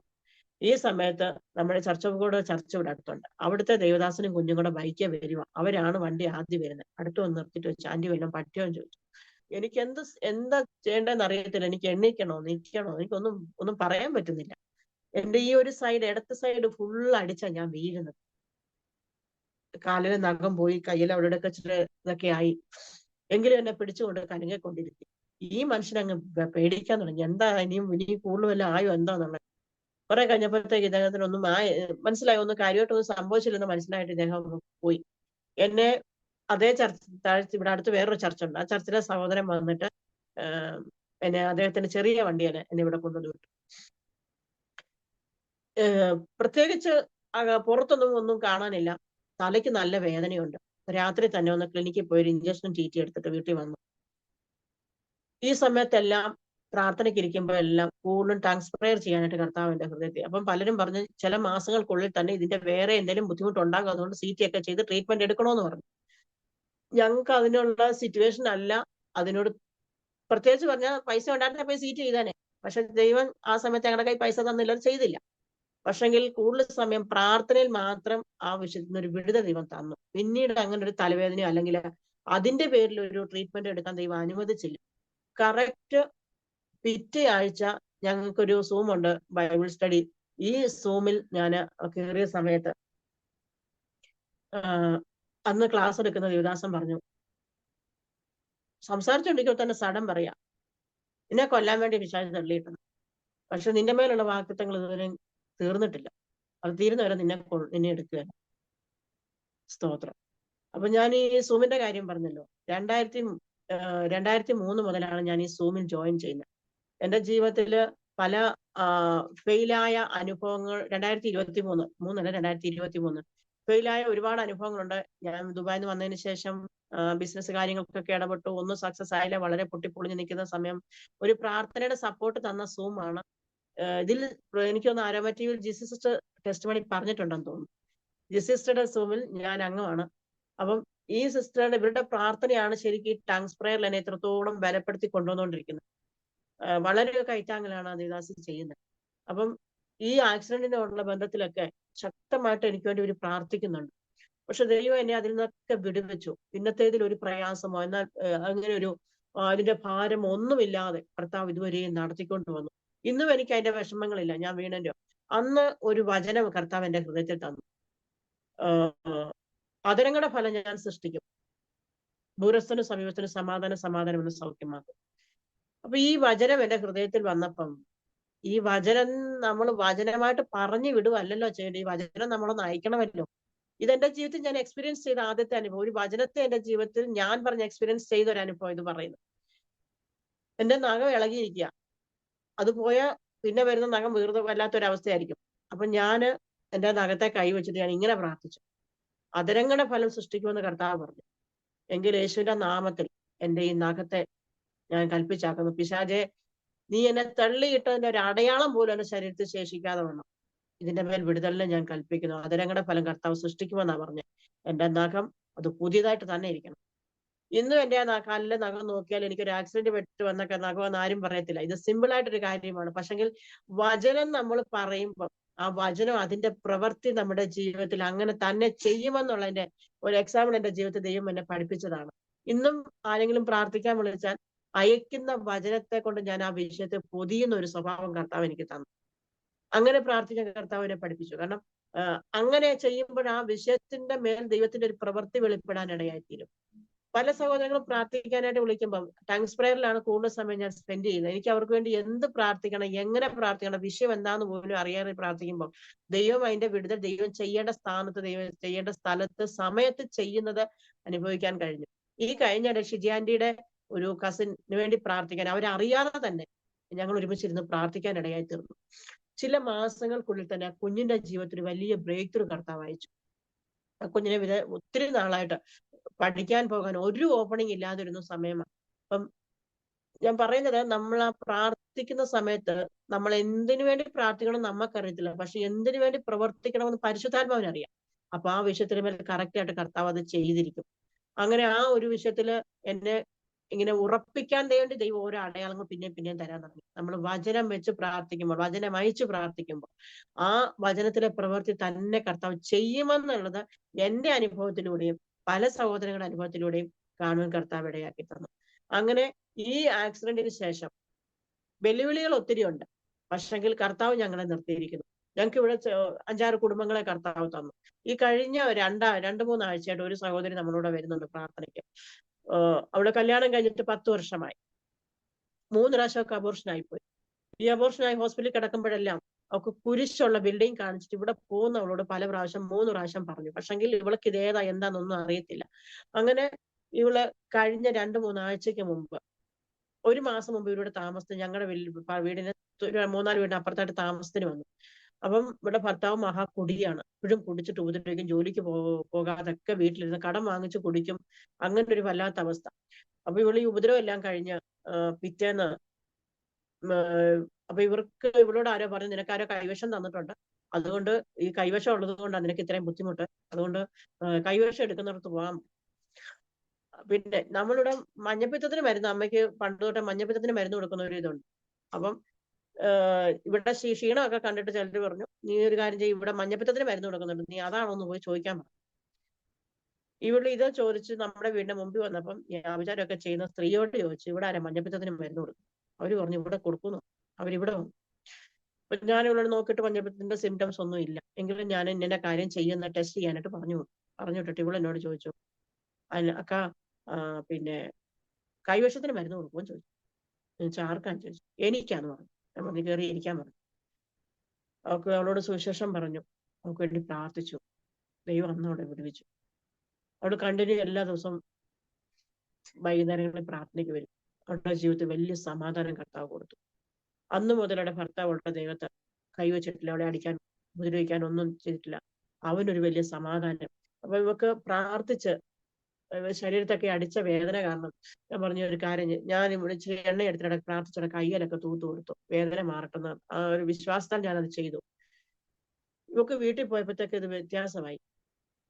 അപ്പം പിറ്റേന്ന് ഇവള് എന്നോട് വന്നിട്ട് പറഞ്ഞു, അക്ക എനിക്കൊരു ഇച്ചിരി എണ്ണ തരുമോ, ഞാൻ വീട്ടിൽ പോയിട്ട് എന്റെ ദേഹത്ത് പെരട്ടാനാന്ന് പറഞ്ഞു. ഇത് കൊണ്ടുപോയി വെച്ചത് ഈ ഭർത്താവ് എടുത്തപ്പോ അവന് കിഡ്നി സ്റ്റോണിന്റെ പ്രശ്നമുണ്ട്, ശരീരം മൊത്തം വേദനയാണെന്നും പറഞ്ഞിട്ട് ഇവൻ ഈ എണ്ണ എടുത്ത് ദേഹത്ത് തേച്ചിട്ട് ഇവന് സൗഖ്യമായി. ഈ സഹോദരൻ പറഞ്ഞു, നീ ഇനിയും പോകുമ്പോൾ കുറച്ചുകൂടെ വാങ്ങിച്ചോണ്ട് വാ, നമുക്കിത് എനിക്ക് വേദനയൊക്കെ മാറി. ഇവള് വന്നിട്ട് പറഞ്ഞു, അക്ക എന്റെ ഭർത്താവിന് സൗഖ്യമായി, എനിക്കും മാറ്റമുണ്ട്. ഞാൻ പറഞ്ഞു അവനെ വിളിച്ചോണ്ട് പ്രാർത്ഥനയ്ക്ക് പോകാൻ. അപ്പൊ അവൻ പറഞ്ഞു, ഞങ്ങക്ക് 3 കുഞ്ഞുങ്ങളായത് പോയി, ഇനി ഒന്ന് കർത്താവ് ഞങ്ങൾക്ക് തരുവാണെങ്കിൽ തീർച്ചയായിട്ടും എന്റെ ജീവിതകാലം മൊത്തം ഞാൻ അപ്പന് വേണ്ടി ജീവിച്ചോളാം. ഇങ്ങനെ ഒരു തീരുമാനം. പക്ഷെ അവള് എനിക്ക് കുഞ്ഞ് തന്നാലും തന്നില്ലേലും ഞാൻ കർത്താവിന് വേണ്ടി ജീവിക്കുന്നുള്ള തീരുമാനത്തിൽ ആ സഹോദരി എല്ലാ ദിവസവും പ്രാർത്ഥനയ്ക്ക് വരും. വളരെ ശക്തമായിട്ട് കർത്താവ് അവളെ വിശ്വാസത്തിൽ അവളെ ഉറപ്പിച്ചു. കാരണം അവൾക്ക് അപ്പനുണ്ട്, അമ്മയുണ്ട്, എല്ലാവരും ഉണ്ടെങ്കിലും ആരും ഇല്ലാത്തൊരു അനാഥയെ പോലെ അവൾ. ഈ ദിവസങ്ങളിൽ കഴിഞ്ഞ ഈ ഒരു വർഷത്തിനുള്ളിൽ 3 മരണം അവിടെ വീട്ടിൽ സംഭവിച്ചു. അപ്പം ഇത് സംഭവിക്കുന്ന ഇവക്ക് ഈ ഒരു ഇത്രയും ബുദ്ധിമുട്ടുണ്ടാകുന്ന സമയത്തും ഇവളെ കൊല്ലുമെന്നുള്ളൊരു അനുഭവം ഇവിടെ ജീവിതത്തിലുണ്ട്. കാരണം രാത്രി കഴുത്തെ പിടിച്ച് ഞെക്കുന്ന അനുഭവം, ഇങ്ങനെയൊക്കെ ഇവിടെ ഈ വിഷയങ്ങളൊക്കെ പറഞ്ഞപ്പോൾ മനസ്സിലായി. അടുത്ത ശത്രു ഇവിടെ ദൃഷ്ടി വെച്ചിരിക്കുകയാണെങ്കിൽ ദൈവത്തിന് ഇവിടെ മേലൊരു പദ്ധതി ഉള്ളത് കൊണ്ട് കർത്താവ് അവളെ നേരെ ഇവിടെ കൊണ്ടുവന്നു. ദൈവത്തിന്റെ പ്രവൃത്തി ഞങ്ങളുടെ ഇവിടുത്തെ വേല ദൈവം വളർത്തിക്കൊണ്ടിരിക്കുന്നു. വില്ലേജില് ഇറങ്ങിപ്പോയി നമുക്ക് അങ്ങനെ പറയാൻ പറ്റത്തില്ല, കാരണം ശക്തമായ എതിർപ്പുള്ള വില്ലേജ് ആണ്. എങ്കിലും ഇവര് ജീവിതകാലം ഇത്രയും നാളായിട്ട് ഞങ്ങളിവിടെ പ്രവർത്തിക്കുന്നു, ഇവിടുത്തെ പ്രവർത്തനം ഉണ്ട്. ജോൺ ചാൻ പാസ്റ്ററാണ്, ഗുരു എന്നാ പറയുന്നവർ ആണെന്നുള്ളത് ഇവിടെ എല്ലാവർക്കും അറിയാം. ശക്തമായ എതിർപ്പുണ്ട്. ഇവിടെ ആൾക്കാർ വരുമ്പോൾ ചോദിക്കും, നിങ്ങൾ എന്തിനാ പോകുന്നതെന്നൊക്കെ. അപ്പൊ എന്റെ കല്യാണം കഴിഞ്ഞ് ഇവിടെ വരുന്ന ആ സമയത്ത് ഒരു ഫാമിലി ഇവിടെ പ്രാർത്ഥനയ്ക്ക് വരുന്നുണ്ടായിരുന്നു. വെച്ചാൽ വീട്ടിൽ വന്ന് പ്രാർത്ഥിച്ച് വിടുതലായിട്ട് ആ ഒരു കുടുംബം അവരുടെ അപ്പൊ ജോൺസാനൊക്കെ അവരോട് സുവിശേഷം പറഞ്ഞാൽ ഇവര് പറയും, ഞങ്ങൾക്ക് പല ദൈവം ഉണ്ട്, അതുകൊണ്ട് നിങ്ങൾ ഇതൊന്നും പറയണ്ടെന്ന് പറയും. ഈ സഹോദരിയുടെ അവസ്ഥ എന്നാന്ന് ചോദിച്ചാൽ 7 ഭൂതം ഇവരുടെ ദേഹത്തുണ്ടായിരുന്നു. ഇവര് അമ്പലങ്ങളെല്ലാം ചുറ്റിക്കൊണ്ട് പോകും. ഓരോ ആഴ്ച 3000-4000 രൂപ വെക്കണം. അങ്ങനെ ഇരിക്കുന്ന സമയത്ത് ഈ പൂജ ചെല്ലുന്നിടത്ത് ഈ ചൂരിലെടുത്തിട്ട് ദേഹത്തിട്ട് അടിയാ പിശാചിനെ ഓടിക്കാനായിട്ട്. അടിക്കും ശരീരം കൈയും കാലം ഇതുപോലെ നീര് വെച്ച് അവസാനം പൈസ ഇല്ലാതായി. അവസാനം ഈ അമ്മച്ചി പറഞ്ഞു, നിങ്ങൾ എന്തെങ്കിലും ചെയ്യണം, ഞങ്ങളുടെ മോളെ ഒന്ന് വിടുവിക്കണം, സൗഖ്യം വേണം, പ്രാർത്ഥനയ്ക്ക് കൊണ്ടുവരാൻ പറഞ്ഞു. അവസാനം അപ്പൊ ഈ കല്യാണത്തിന് മുമ്പായി സംഗതി നടക്കുന്നത്. മാസങ്ങൾ ഇവിടെ കൊണ്ടുവന്ന ഇവരെ ട്രീറ്റ് ചെയ്ത് നല്ല രീതിയിൽ ഒരു വിടുതൽ അവർക്കുണ്ടായി. അവരിന്നും വർഷങ്ങളായി, ഏകദേശം 10-25-20 വർഷത്തിന് മേളായി അവര് വിശ്വാസത്തിൽ തന്നെ ഉണ്ട്. അവരുടെ കുടുംബങ്ങളൊക്കെ വിശ്വാസത്തിൽ തന്നെ ഉണ്ട്.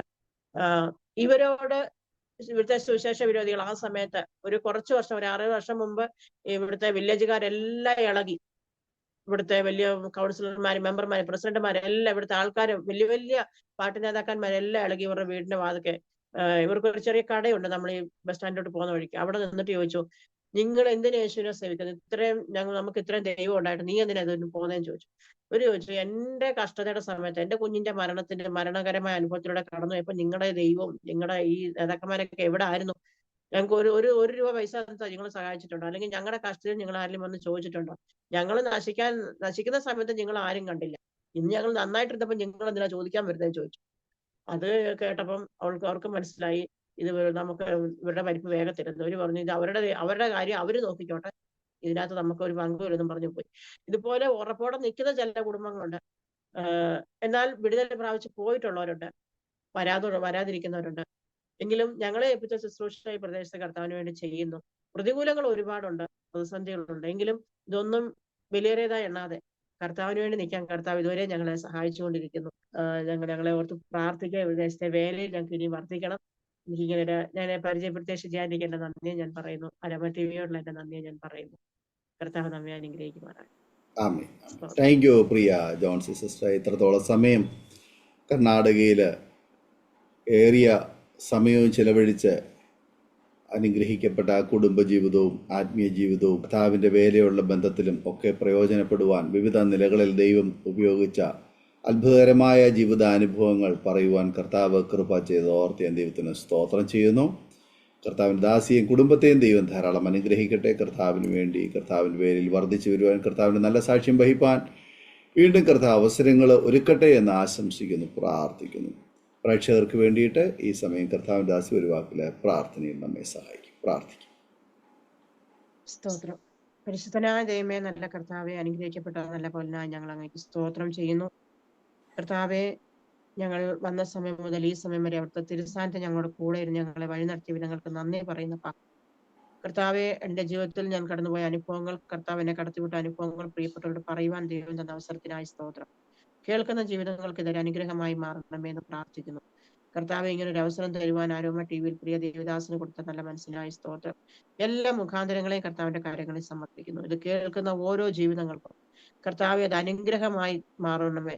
അവരുടെ പ്രാർത്ഥനാ ജീവിത ദിവസങ്ങളിൽ സ്വർഗം ആഗ്രഹിക്കുന്നത് പോലൊരു വ്യത്യാസം, അനേകർക്ക് പ്രയോജനമാകുന്ന നിലയിൽ ഒരു വ്യത്യാസത്തിലേക്ക് ദൈവം നടത്തണമേ എന്ന് പ്രാർത്ഥിക്കുന്നു. തളർന്നിരിക്കുന്നതിനെ വാക്കുകൾ കൊണ്ട് താങ്ങുവാൻ കർത്താവെ ഓരോ പ്രിയപ്പെട്ടവർക്കും ദൈവം കൃപ ചെയ്യണമേ. അടിനോട് പറഞ്ഞ വചനം കർത്താവെ എൻ്റെ ജീവിതത്തിൽ അങ്ങ് വെളിപ്പെടുത്തി തന്നതുപോലെ പ്രിയപ്പെട്ടവരുടെ ജീവിതത്തിലും കേൾക്കുന്ന ഓരോ വ്യക്തികളുടെ ജീവിതത്തിലും കർത്താവെ വചനത്തിന്റെ വിടുതൽ വെളിപ്പെട്ട് വരുമാറാകണമെന്ന് പ്രാർത്ഥിക്കുന്നു. സ്വർഗം അങ്ങനെ ചെയ്യുന്നതിനായി സ്തോത്രം. ഞങ്ങളുടെ പ്രാർത്ഥനയാചനയും കർത്താവ് കേട്ടതിനായി നന്ദി.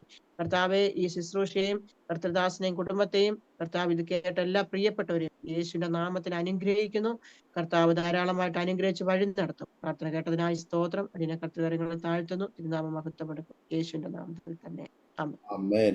ആമേൻ. താങ്ക് യു പ്രിയ ജോൺസി സിസ്റ്റർ. ഇത്രത്തോളം സമയം അനുഗ്രഹിക്കപ്പെട്ട ജീവിതാനുഭവവും ദൈവം നടത്തിയ അത്ഭുതകരമായ വേളയും കുറിച്ച് ദൈവനാമ മഹത്വത്തിന് വേണ്ടി അരോമ ടിവിയുടെ പ്രേക്ഷകരോടൊപ്പം പങ്കുവയ്ക്കുവാൻ സമയം വേർതിരിച്ചതിന് കർത്താവിൻ്റെ ദാസിയോട് കുടുംബാംഗങ്ങളുള്ളതായി നന്ദി അറിയിക്കുന്നു. ദൈവമായി കർത്താവ് ധാരാളം അനുഗ്രഹിക്കുമാറാകട്ടെ. ഞങ്ങളെ കേട്ടുകൊണ്ടിരിക്കുന്ന പ്രേക്ഷകരുള്ളതായ നന്ദി വിതരണത്തിൽ അറിയിക്കുന്നു. കർത്താവ് നിങ്ങളെ ധാരാളം അനുഗ്രഹിക്കട്ടെ. മാത്രമല്ല, നിങ്ങളുടെ വലിയ അഭിപ്രായങ്ങളും നിർദ്ദേശങ്ങളും കമൻറ്റ് ബോക്സിൽ രേഖപ്പെടുത്തുക. നിങ്ങൾക്ക് ഈ ജീവിതാനുഭവങ്ങൾ ഇഷ്ടമായെങ്കിൽ തീർച്ചയായിട്ടും നിങ്ങളുടെ പ്രിയപ്പെട്ടവർക്ക്, സുഹൃത്തുക്കൾ കൂടി ഷെയർ ചെയ്ത് കൊടുക്കൂ. അവരും കേട്ട് അനുഗ്രഹിക്കപ്പെടുമാറാകട്ടെ. മാത്രമല്ല, നിങ്ങളുടെ വലിയ അഭിപ്രായങ്ങളും നിർദ്ദേശങ്ങളും കമൻറ്റ് ബോക്സിൽ രേഖപ്പെടുത്തുന്നതോടൊപ്പം തന്നെ aroma.tv.co.in എന്ന വെബ്സൈറ്റ് കൂടി സന്ദർശിക്കുക. അതുപോലെ എല്ലാ തിങ്കളാഴ്ചയും രാത്രി 9 മണി മുതൽ ഞങ്ങൾ നിങ്ങൾക്കായി പ്രത്യേകം പ്രാർത്ഥിക്കുന്നു. പ്രാർത്ഥനാ കൂട്ടായിൽ സംബന്ധിക്കുവാൻ നിങ്ങൾ ആഗ്രഹിക്കുന്നെങ്കിൽ ഞങ്ങളുമായി ബന്ധപ്പെടുക. അടുത്ത അനുഗ്രഹിക്കപ്പെട്ട സാക്ഷ്യവും വചന ചിന്തകളുമായി വീണ്ടും കൂടി കാണുമ്പോൾ എല്ലാ പ്രിയപ്പെട്ടവർക്കും goodbye. God bless you all. ആമേൻ. ഓർമ്മയുടെ മനോരഥത്തിൽ മായാത്ത ഓർമ്മയ്ക്കായി അരോമ മാട്രിമോണിയിൽ നിന്നും ജീവിത പങ്കാളിയെ കണ്ടെത്തൂ. നിങ്ങൾ ഒരു ക്രിസ്തീയ ജീവിത പങ്കാളിയെ അന്വേഷിക്കുകയാണോ? അതോ മക്കൾക്ക് അനുയോജ്യമായ ഒരു തക്ക തുണയ്ക്ക് വേണ്ടി പ്രാർത്ഥിക്കുന്ന വ്യക്തിയാണോ? എങ്കിൽ അരോമ മാട്രിമോണി നിങ്ങൾക്ക് വേണ്ടിയാണ്. ഇന്നു തന്നെ സൗജന്യമായി രജിസ്റ്റർ ചെയ്യൂ. അരോമ മാട്രിമോണിയുടെ പ്രത്യേകതകൾ: രജിസ്ട്രേഷൻ തികച്ചും സൗജന്യം. ലോകത്തെവിടെയുമുള്ള അനുയോജ്യമായ ക്രിസ്തീയ ജീവിത പങ്കാളിയെ തിരഞ്ഞെടുക്കാം. വിവാഹം നടക്കുന്നതുവരെ സർവീസ് ലഭിക്കുന്നു. ഏറ്റവും ചെറിയ പാക്കേജുകളും തിരഞ്ഞെടുക്കാം. അരോമ മാട്രിമോണി നിങ്ങൾക്കായി ഒരുക്കുന്നു വിവാഹം പരമാനന്ദം. Email aroma matrimony2020@gmail.com.